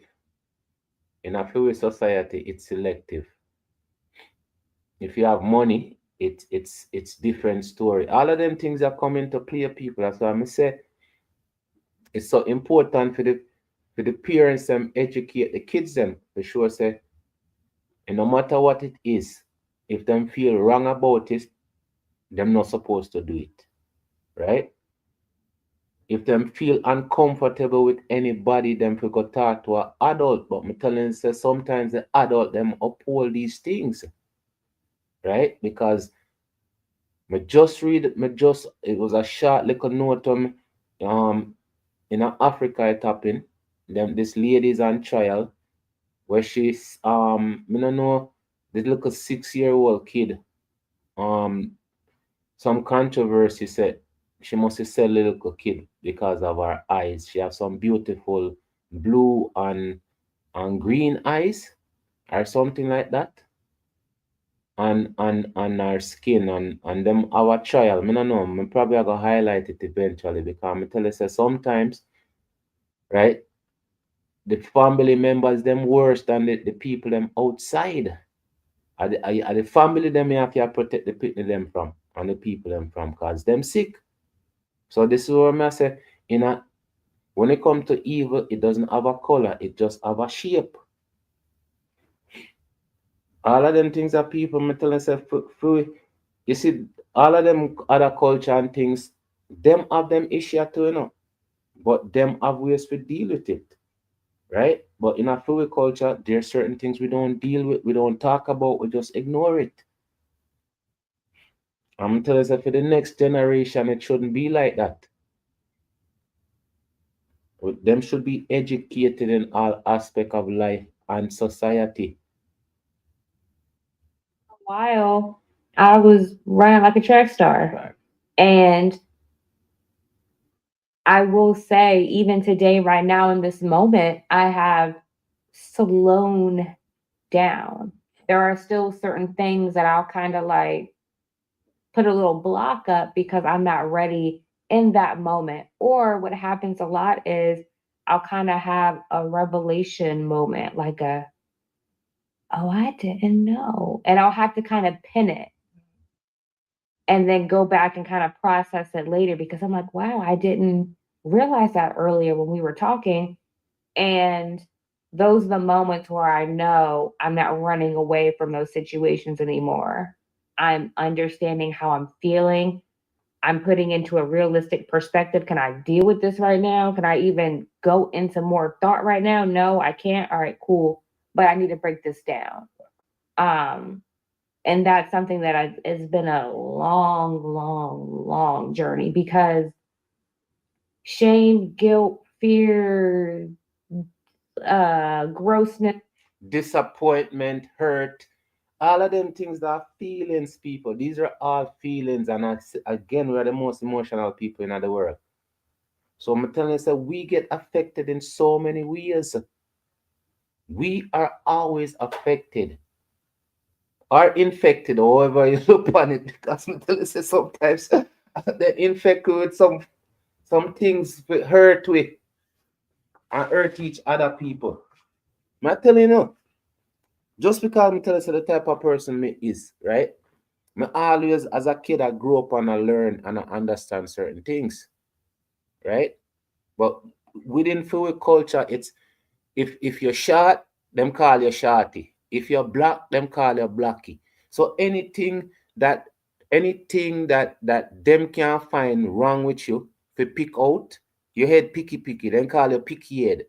Anything. So it's never an encouraging culture, right? It's tough. Take it. Oh, you're a man. You But I'm telling you, say, anytime I see a big man, I use the hammer and him lick him finger. Me see the man ball.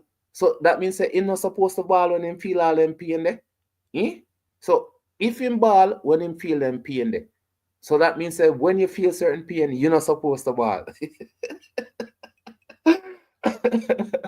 A big man lick him finger and him ball, but them a tell you if you toughen up, right? I'm telling you, say, free with society, we need more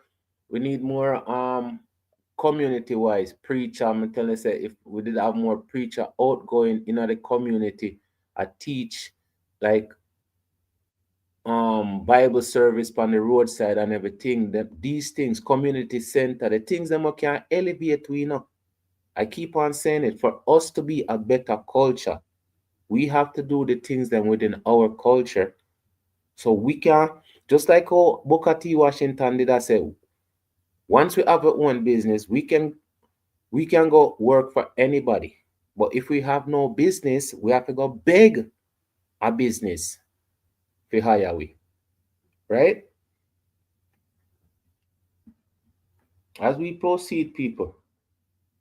Guilt, fear, grossness, like all of the words that are there described how I felt about tackling anything that had to do with my past. I very much had this thought of I'm going to come up here, I'm going to create this new identity for myself. I'm never going to talk about what happened to me. It's over, it's done, it's dead, and I'm here. Okay, and that's what I'm talking about. I say within yourself, right? If you don't have that space, that free space, this is what she says she a go do. She just a go leave the space and go find, but you cannot leave yourself of peace, the very self of yourself, right? And find happiness outside. You have to clear out the space within yourself so you can have a free mind. And anything comes after that, you can deal with. And that are the thing, when them people get hurt, that's why I say hurt people want vengeance. Because the people who do them things, yeah, usually get away with it. Well, them get away with it until them get caught. Right? Them are go, and them now go change. One of the things I'm gonna show is like, I listen to this professor talk, and the same thing the man had pretty much I said. I say it's a loop.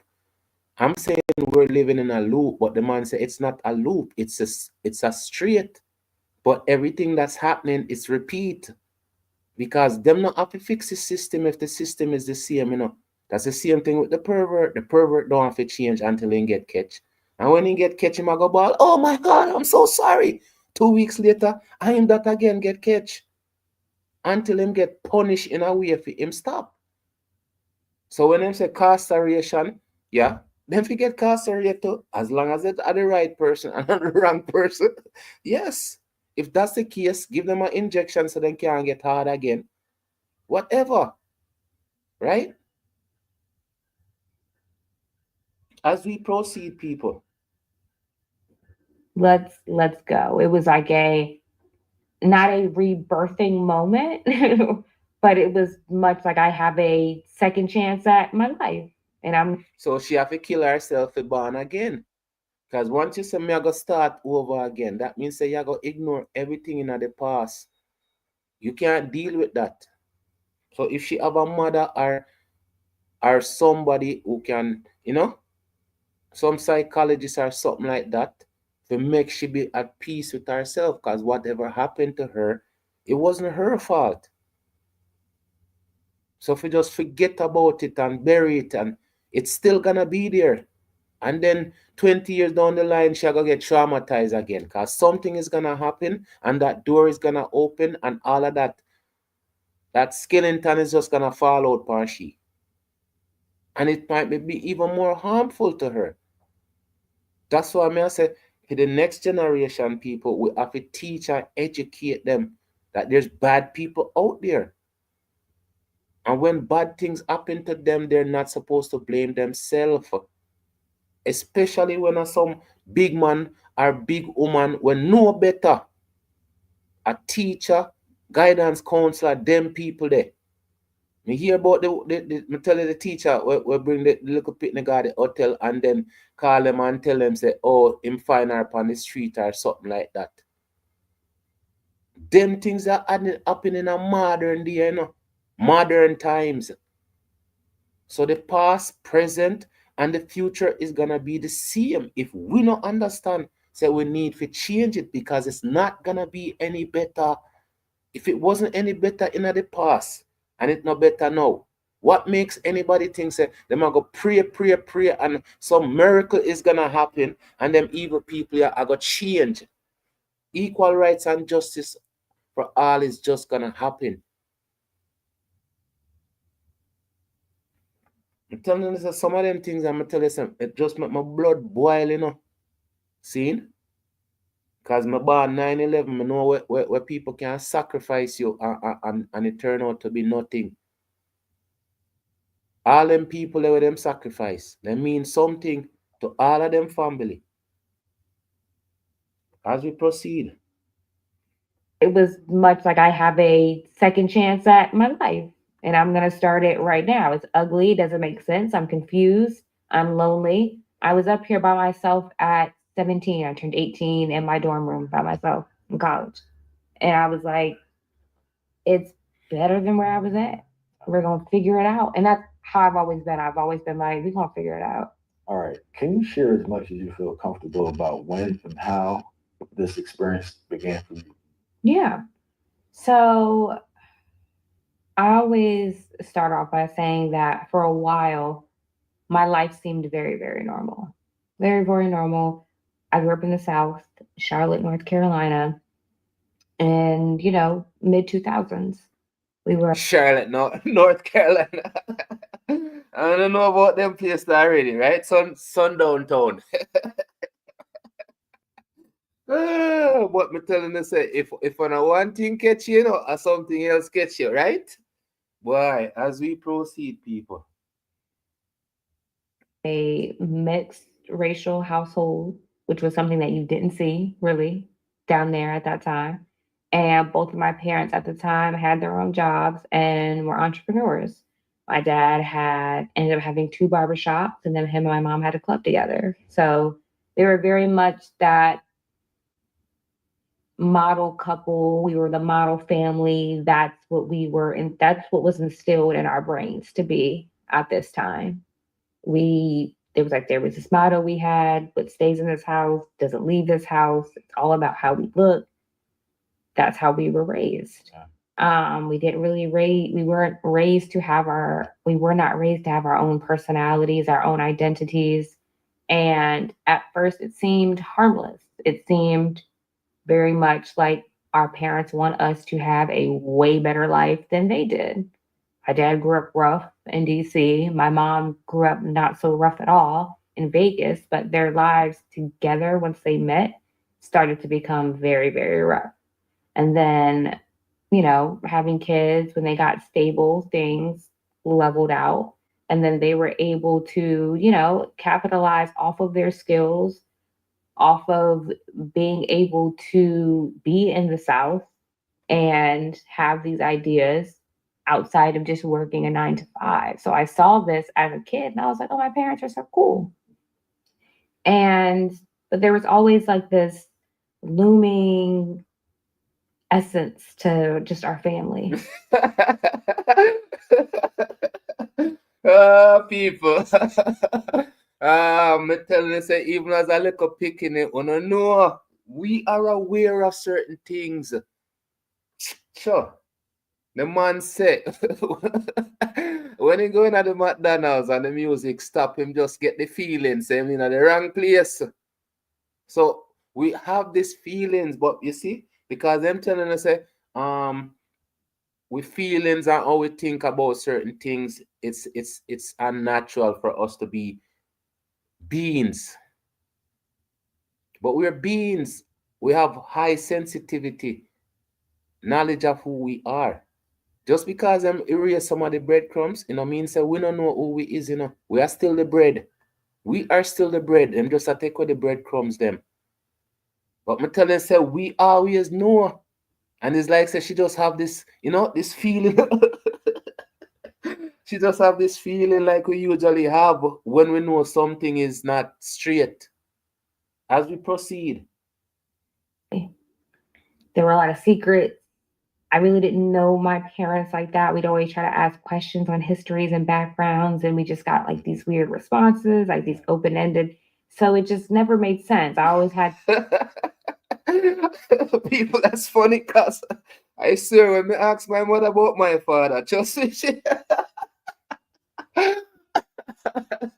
she bark off at me like one dog. I'm telling this, yo, I must say, wait. 5 or 6 or 7 or 8 or 9, 10 years later, I finally got to her again and say, Mom, I want to know about my dad. And she finally tell me something. Because the second, people, the way she run me the first time, man, trust me. You're like so me get licked because that's how she licked me. But many years after when I got to her, I did, stuff up my chest a little bit. Because I want to know a little bit about my father, and then she finally tell me, which I wasn't really impressed when I meet him. But me just didn't want to meet him. If I that my father anyways. As we proceed, people, we come from Jamaica and jack it now. As we proceed. Never made sense. I always had this feeling of I never really knew who my parents were at the end of the day. I still don't. And things took a turn when I was around 8 or 9. Just like any other kid being raised in the South, I got disciplined like how every other Black child got disciplined. With the belt, with the switch, with the hanger. That's me. Me get beat with everything. Me telling you, said there's nothing me never get beat with. If you don't know them electrical wire there with the same thing roll up in it, the three wire roll up in it, man. Anytime the same thing there, I forgot how they call it, man. The light wire. Anytime the same thing they lick you, man. Jesus Christ, man. It's like it's stain your skin. See? And then the cane, anytime you go to school, the teacher, the principal of the cane. See? And anytime you get beaten in your hand, man, trust me. Jesus, people, trust me. As we proceed, because I tell us if our parents them know for discipline. That's one thing that they know for discipline with. The generation now, them not get no discipline. People nowadays, them not get discipline because all them have to do is just press one. Them never have to press They have to press out the full number. Just one number, 9. And that's it. As we proceed, people. Black child got disciplined with the belt, with the switch, with the hanger, normal stuff. It started to get Abnormal stuff.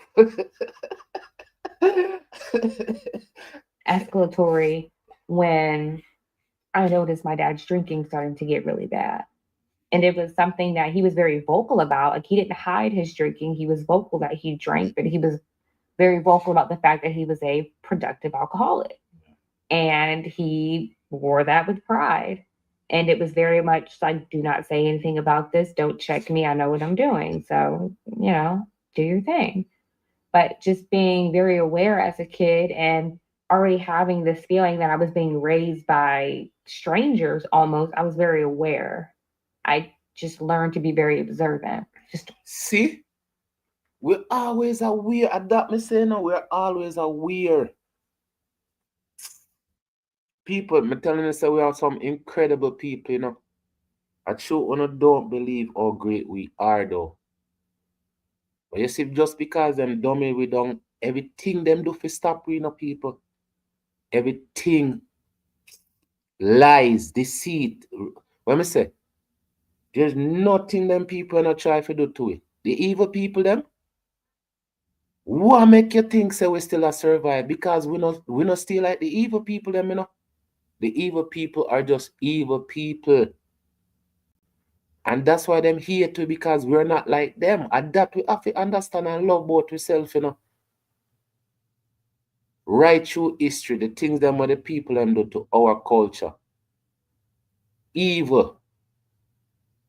We fight back, But how much town you see we go burn down? How much lynching you see we do? Eh? We not do none of the things them, not even 0.1% of the things where them people they do. It's not because we can't do it. It's because we don't want to. We don't want to feel soul condemned because we have a soul. That's one thing I'm telling my people so we have enough. We don't know about for them soul because them sure we say them not have none. But for we soul what we have, it's so precious. Everything about us is precious. That's why we're so amazing. This is why them hate we so much. That's why I say, people, all we have to do is stay strong. Love ourselves, love each other, respect each other, people. Because if you listen to the lady today, the lady say they don't like each other. They don't like each other, people. They don't. So when they don't like each other, they can take out them hate upon us. That's why I'm saying time them talk with you listening, The lady said them cannot have, black girls cool trend going and stuff like those because them not like themselves, them not like each other. So if them not like each other, does that mean say them like themselves? Them things that we have to look upon, Me can't come here so and say, oh, we hate them, we hate. But how can I tell you something that when me can't hate them people? Because if me hate them, I have to hate myself. Evil people, car mama always gonna get evil people. I said that already. But the very fact say we are good people. We're look on it. Feel skin protect us from everything. We don't like cold enough, but it still protect us from the cold. Right? That's our greatness, people, and that we start love more with greatness. Just look on the next person like you and say respect. Because every time they see we, them have to say hate. Them have to say hate. And the few will love we, you know, see them love or them love we. The few will love we. You know, see how them love we. As we proceed, people. Observant, just to watch things. And I watched how his drinking just starting to increase and increase and increase, and how much angrier he got, and how much more distant he got. Not only energy wise, but his actual presence, just not being in the house, just disappearing from time to time. And when he was in the house, it was just bad. If he wasn't beating on my mom, he was beating on me and my brother. And at this point, it wasn't just regular discipline hits. This was, I'm taking my abuse. I am taking my frustration. Yes. That's why I said there's a difference between discipline. What him I do? That's why my discipline in wife. We don't know what the bedroom part, but we say. Just go and go beat for your wife, so I beat for the kids them. That's a problem. Him have issues. I'm telling you, so when it comes to alcohol, people, the alcohol thing, when we gather up together and we drink this alcohol, nothing good not come out of it. It's never we drink alcohol and we go to church. When you go to church, they give you alcohol for drink, yes.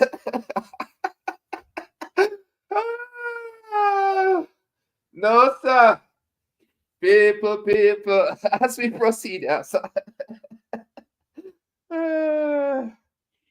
taking my anger out on the world, whatever's going on with me, you're getting this right now. And you see, at that the white lady say no.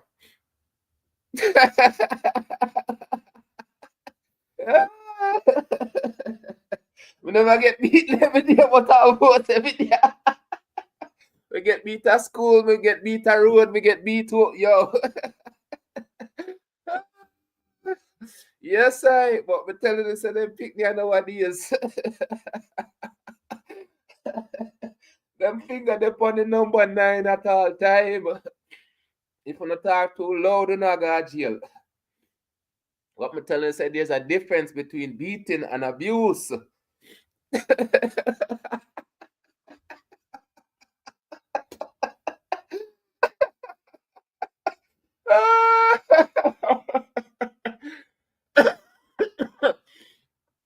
Yo, sir.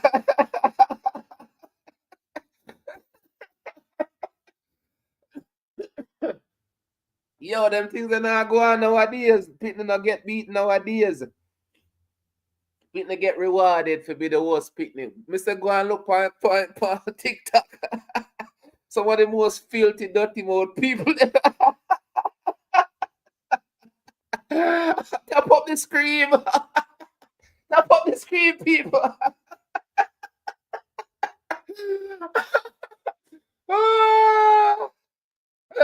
People, this is serious. This is not joking matter.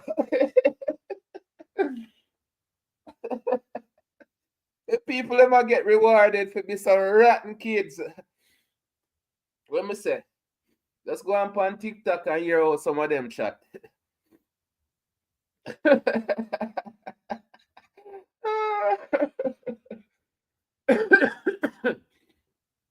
As we proceed, people. Discipline is good. Abuse is wrong. Hashtag discipline is good. Abuse is wrong. As we proceed, people. Thanks for stopping by, cool people. This is an educational program, people. But just because we get educated, it don't mean so we can't have fun. Because you know anything, you must have a little bit of fun, people, as we proceed. We're getting this now. And that's what we went through. And Well, like you said, from DC, Vegas, so there were no like grandparents or aunts and uncles. very distant. It was just the four of us. We had those, like I said, distant aunt and uncles and temporary friends of the family, but we still never got too close to anyone. Even as kids, we were taught to not get too close to people. We weren't the kids that were allowed to go over friends' houses and stay and have. After them things, they never alone. Turn on your yard. I tell yourself, son, when sun a go down, you can't leave your yard. When sun a go down, you're not allowed to leave your yard. When them say, make sure say, when the sun a go down, you're there home. When me say, leave your yard. Talk about people a cook, something for them yard. No, sir. Stay at your yard. As we proceed, people, but me tell you, say the way the father have it is like say him isolate the family, right? Him isolate the family and then he can take advantage of the family because him beat up the wife. If the wife did have friends or anything like that, right? Them could have talked about it. If the friend have a husband, the husband could have talked about it. And that's what I tell you, say how important the church used to be in the community. It used to deal with certain situation where you not have to call the police, right? Or you know, call the police for the first or second time. It's when it get too bad, then you call the police. As we proceed. Like the kids that were allowed to go over friends' houses and stay and have play dates, we weren't those kids. We were given everything at the house. And that's one thing that I'm not, that I do share is that I didn't grow up in poverty. I grew up middle to upper class. I grew up around, professional athletes and celebrities in Charlotte. So I had privilege of a lot of things that a lot of kids didn't. And as I got older and as I was able to understand that a lot of those things were given to me as part of grooming, to understand that this is the life that you can live if you stay here. Exactly. So noticing how the abuse was getting worse and worse and worse, I just chose, we just chose to always fall in line. Let it be over and then go on about your day. But where it took a turn was when I was in the 5th grade, and you can probably empathize with this, but you ever remember getting a call from your mom or your parent saying, when I get home, be ready. That was something that went on in our house. It would be that call, and it would be like, when I get home, you better be ready. So I can't remember what I did in this moment. Can't remember what I did, but I had the call, got the instruction, and I knew when a car was pulling up to be ready. And this time I was told to. Okay, so me used to bad during the week, right? And on the weekend would I get my beating. So you see, Monday, Tuesday. Okay, so my good Monday, my good Tuesday, right? If my bad Wednesday, me know so I'm gonna get beaten on Saturday. So just Thursday, Friday, my bad. People, if me not make it till Friday, if me not be good all week, any day, if I Tuesday me a bad for the rest of the week. I know so the beat not come on the weekend, right? All that. Stop it. Yes. 2 o'clock meeting. Oh, you mean me get them things there too? Me gone on my bed, me feisty.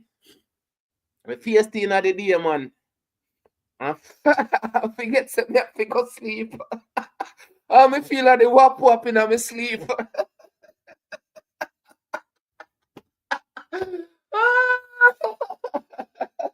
People. Jesus. We never have a choice. We just have to be good kids. You don't understand. Them pick me have choice now. Them can be as rotten as them want to be. because them finger they right over that 9. Them never have to finish it, before you hear somebody a knock on your door. People. Boy, I'm telling you, the things that we go through as kids to make us who we are. That's why it's so important for we learn and teach, You hear me I say? Or educate the next generation. Because that's what I say. Right? Once we educate them, then them have the sense of knowing. You hear them talk about this segregation from Donald Trump push segregation and the Black American them attack say them are not the old they're not the old Black American. So I don't know what that mean. Right? It's gonna be a fight. As we proceed, people. I was told to take all of my clothes off. So as someone's daughter with your dad telling you to do this, I was in the 5th grade and I was like, this is just, I'm embarrassed. Yeah. That's the first thing. Like the fear of getting a spanking was totally out of my head. Now what was setting in was embarrassment. This dynamic is weird. What is this for? And after he spanked me, I went to school the next day and told my guidance counselor, and then CPS, Child Protective Services, was at my house that next day, that afternoon. And after the CPS worker was there for about 5 minutes, she left. And about 30 minutes later, that was the first time that I was sexually abused by my father. And it was out of pure punishment. It was, you don't tell anyone about what goes on in this house. I can do whatever I want to you. I'm going to show you that I can do whatever I want to you. And it can get worse. And I took it as straight punishment. I never thought ever, even to this day, I never thought he enjoyed what he did sexually. I thought what he was doing was out of pure punishment, because I was that kid at that time that would make someone feel like, oh, you're not, like, I'm tougher than what you're giving me right now. And I know as kids, we all get to that point where we try and show our parent, like, that doesn't hurt anymore. Like, stop. Yeah. We all get there at that point. So in my mind, I'm thinking at that point, okay, we're here. We're at this point where I guess in your mind, you think that just regular beatings are not doing it for us for whatever reason. But for me, like I said, there was an embarrassment, and there was also, even at that time, a fear of something about to start happening, which is why I decided to tell. And this is also why I go back to saying that there are supposed to be people in positions to do their due diligence thoroughly with their job, because all those years ago, if that worker would have did her job, he probably would have been behind bars. Yeah. And he wouldn't have been able to continue on with what he did. So shortly after that, my mom got addicted to pain pills, opioids, and she was taking everything that she could get her hands on. So at this point, she was like a ghost in the house. Like, just... Wow. So, you see, the man abused the wife until she turned to pill, because she don't have no friends. Isolation, people. That's why I'm telling you, the community is so important. The church, well, not these churches, but I'm telling you, the real churches are used to be caregivers, not just preachers, counselors. As we proceed, people. Body. There were points and times I remember her not knowing my name or my brother's name. She would be asking me, where's my brother? And he was right in his room. That type stuff. Like, just not even present. The only thing she was present for was when she was going to get her next batch of pills. So at that point, I stepped into mom mode. It was like, all right, it's just me and my brother. I got to take care of my brother because my dad at that point was just concerned with getting money. That was it. Getting money, getting money, getting money, getting money. That's all he was ever concerned with. As far as taking care of home life, that was always my mom's job. But since she was just a body, it was my job to make sure me and my brother ate, got to school, got to all of our practices. Whatever we needed to do, I had to make sure it got done. And she was in and out of jail a lot for financial fraud, scamming, identity fraud. Jeez, man. You see? Jeez. Feeling for that lady there, you know, for real people. So she isolated. Why?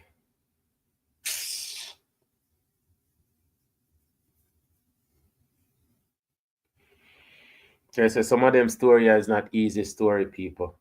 You hear me I say? As we proceed, people.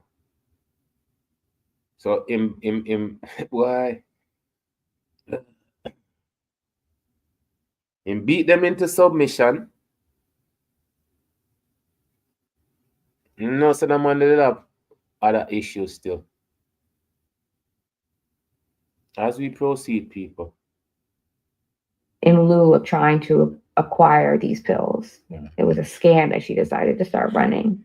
And while she was in and out of jail, that left me and my brother now. This with your father.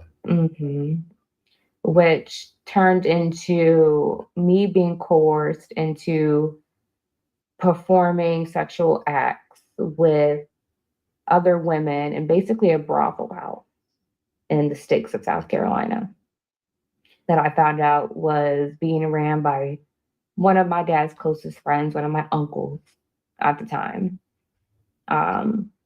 Quote unquote uncle. There's a point where, and this is where it gets sticky and muddy when it comes to the thought of children having choices and what they are able and not able to do. So being coerced into a situation like that for a kid, for me during that time was, one, I have no one else to take care of me. Two, I'm also getting a little money from this situation, which is being able to help me and my brother be able to eat, have clothes, and have things that we need because my dad's not doing it for us. And that went on for about a year until we moved. And by the end of it, I'd have been abused by close to 40 men. I was impregnated at 15, got an abortion. And at that moment, my life, I had to put into perspective how I was going to get out, what I was going to do. Because at first, my goal was to just go to school down there to make sure my brother was okay. Yeah. And then I realized that wasn't going to work because I had to be away. I had to be somewhere where he couldn't just get in a car and just drive. And what I ended up doing was applying to a school in Philly, getting accepted, full ride, and that was my way out. So how did you maintain the mask at school? I think you were overperforming at school when everything was going on. The mask, and that's what kept me sane. Not only was it a mask, but I found what I was good at. I realized how smart I was in school. I realized how great I was at any sport that I decided to play, I was great at.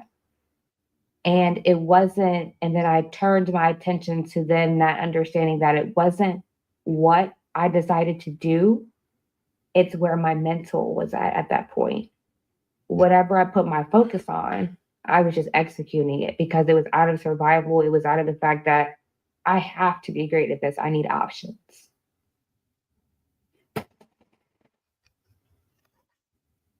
That's it, people. Sometimes when you reach in a certain situation, a decision, it's not the decision, you know, it's what puts you in that position to make those decisions. Either make your life or ruin your life. And my options were school or sports. Which one? I feel like school was the best route. It got me farther, less strenuous. Being able to hide under the radar. I can't hide under the radar if I'm playing sports in college. So being able to come up here quietly and kind of start my life over the way that I wanted to and not have the biggest responsibilities, not having to exceed above and beyond. Because that's that's what I had to do for so long to get to the point where I could finally leave. So I wanted to get to a point where I could just fit in and for a while do the bare minimum. Just float, just coast, just ease. But I realized Just be a kid, okay, with no responsibility and just using, other than just using your brain to study. Until the freedom what kids need, not the freedom that's given that you discipline your kids, them then get taken away. The freedom just to be kids. As we proceed, people. how hard that was going to be not dealing with my mental health. I have a question, right? Like, what happened with your father with the legalities of things? Like, did you pursue being prosecuted, or it's kind of just left him alone and this? So that was the goal at first, was to just leave him alone. I had this thought of just let sleeping dogs where they lie, right where he's at. And this was before I got into my advocacy. This was before I got into my storytelling and sharing my story. And I realized I was doing an injustice to myself, but I was also doing an injustice to whatever else was out there. Yes. Because I don't know, say I'm doing to him, brother, too. How you know this man didn't do to other kids? I'm telling you, say, if they do it to me and you, trust me, they might do it to other people too. That's just how it works, people. As we proceed, That I could put my purpose to, because my purpose at first I didn't want to be was to hide, but I just fell naturally into that rhythm of just hiding because it was comfortable. But then I realized the more that I hid, the more I was comfortable with where my mental health was at, which was not good. That journey was so much harder. It was almost trying to now create a third identity to cover up everything that I was trying to do, instead of just one, being honest with myself and understanding that my purpose and my words and my story are not for him. It's not validation for him. And I don't think that's any survivor's mission with telling their story. It's not for the validation of their abuser. It's not for them to deny or to even have an opinion. It's the fact that we had to get to this point after whatever journey we had to do for however long we had to go through that journey. We get to the point where we're here telling our story. Doesn't matter if it impacts one person, 100 people, 500 people. And the thought of telling my story first was never a thing for me. But as I started to tell my story, I never began to think about the impact that it would have. When is the first time you told your story? The real story or the half story? Yes. The real story, right before the pandemic, I would say around 2019. What pushed you to do it? That's a great question.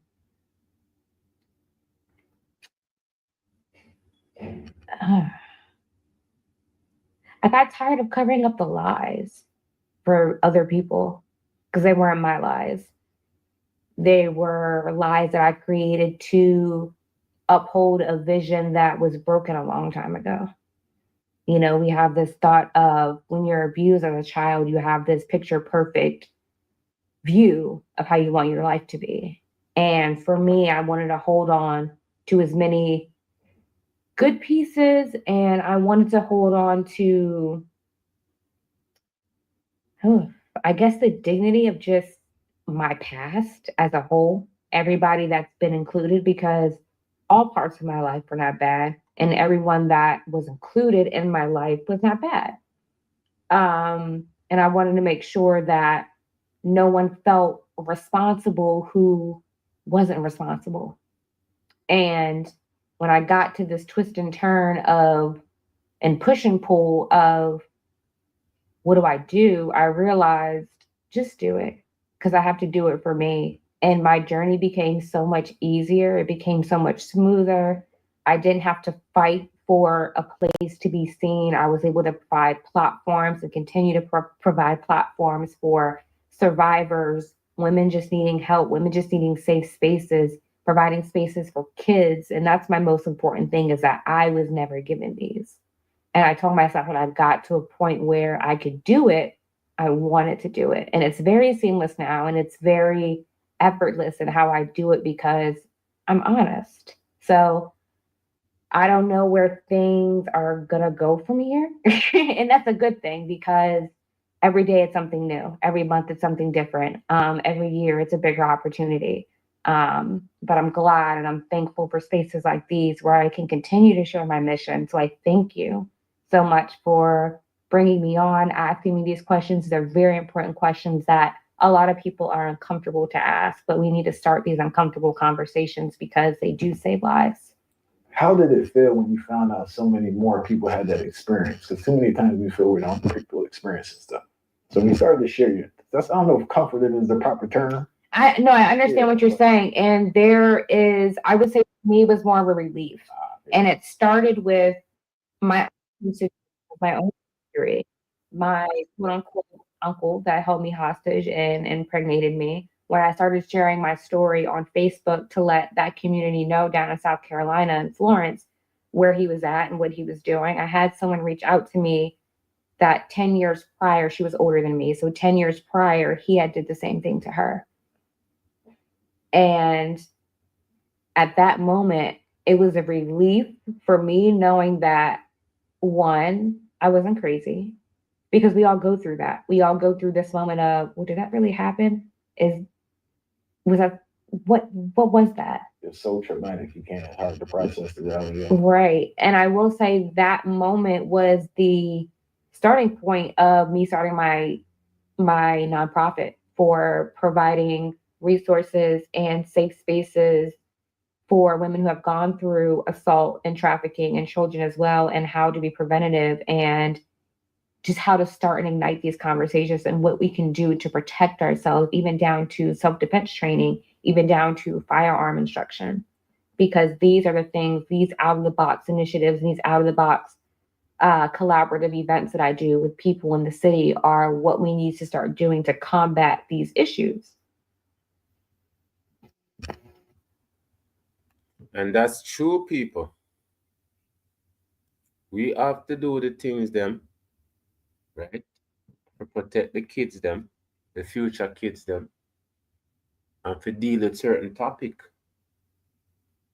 Because these things are not good things, people. These are not positive and uplifting things, They are so detrimental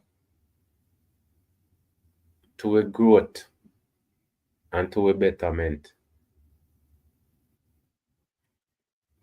As we proceed, people,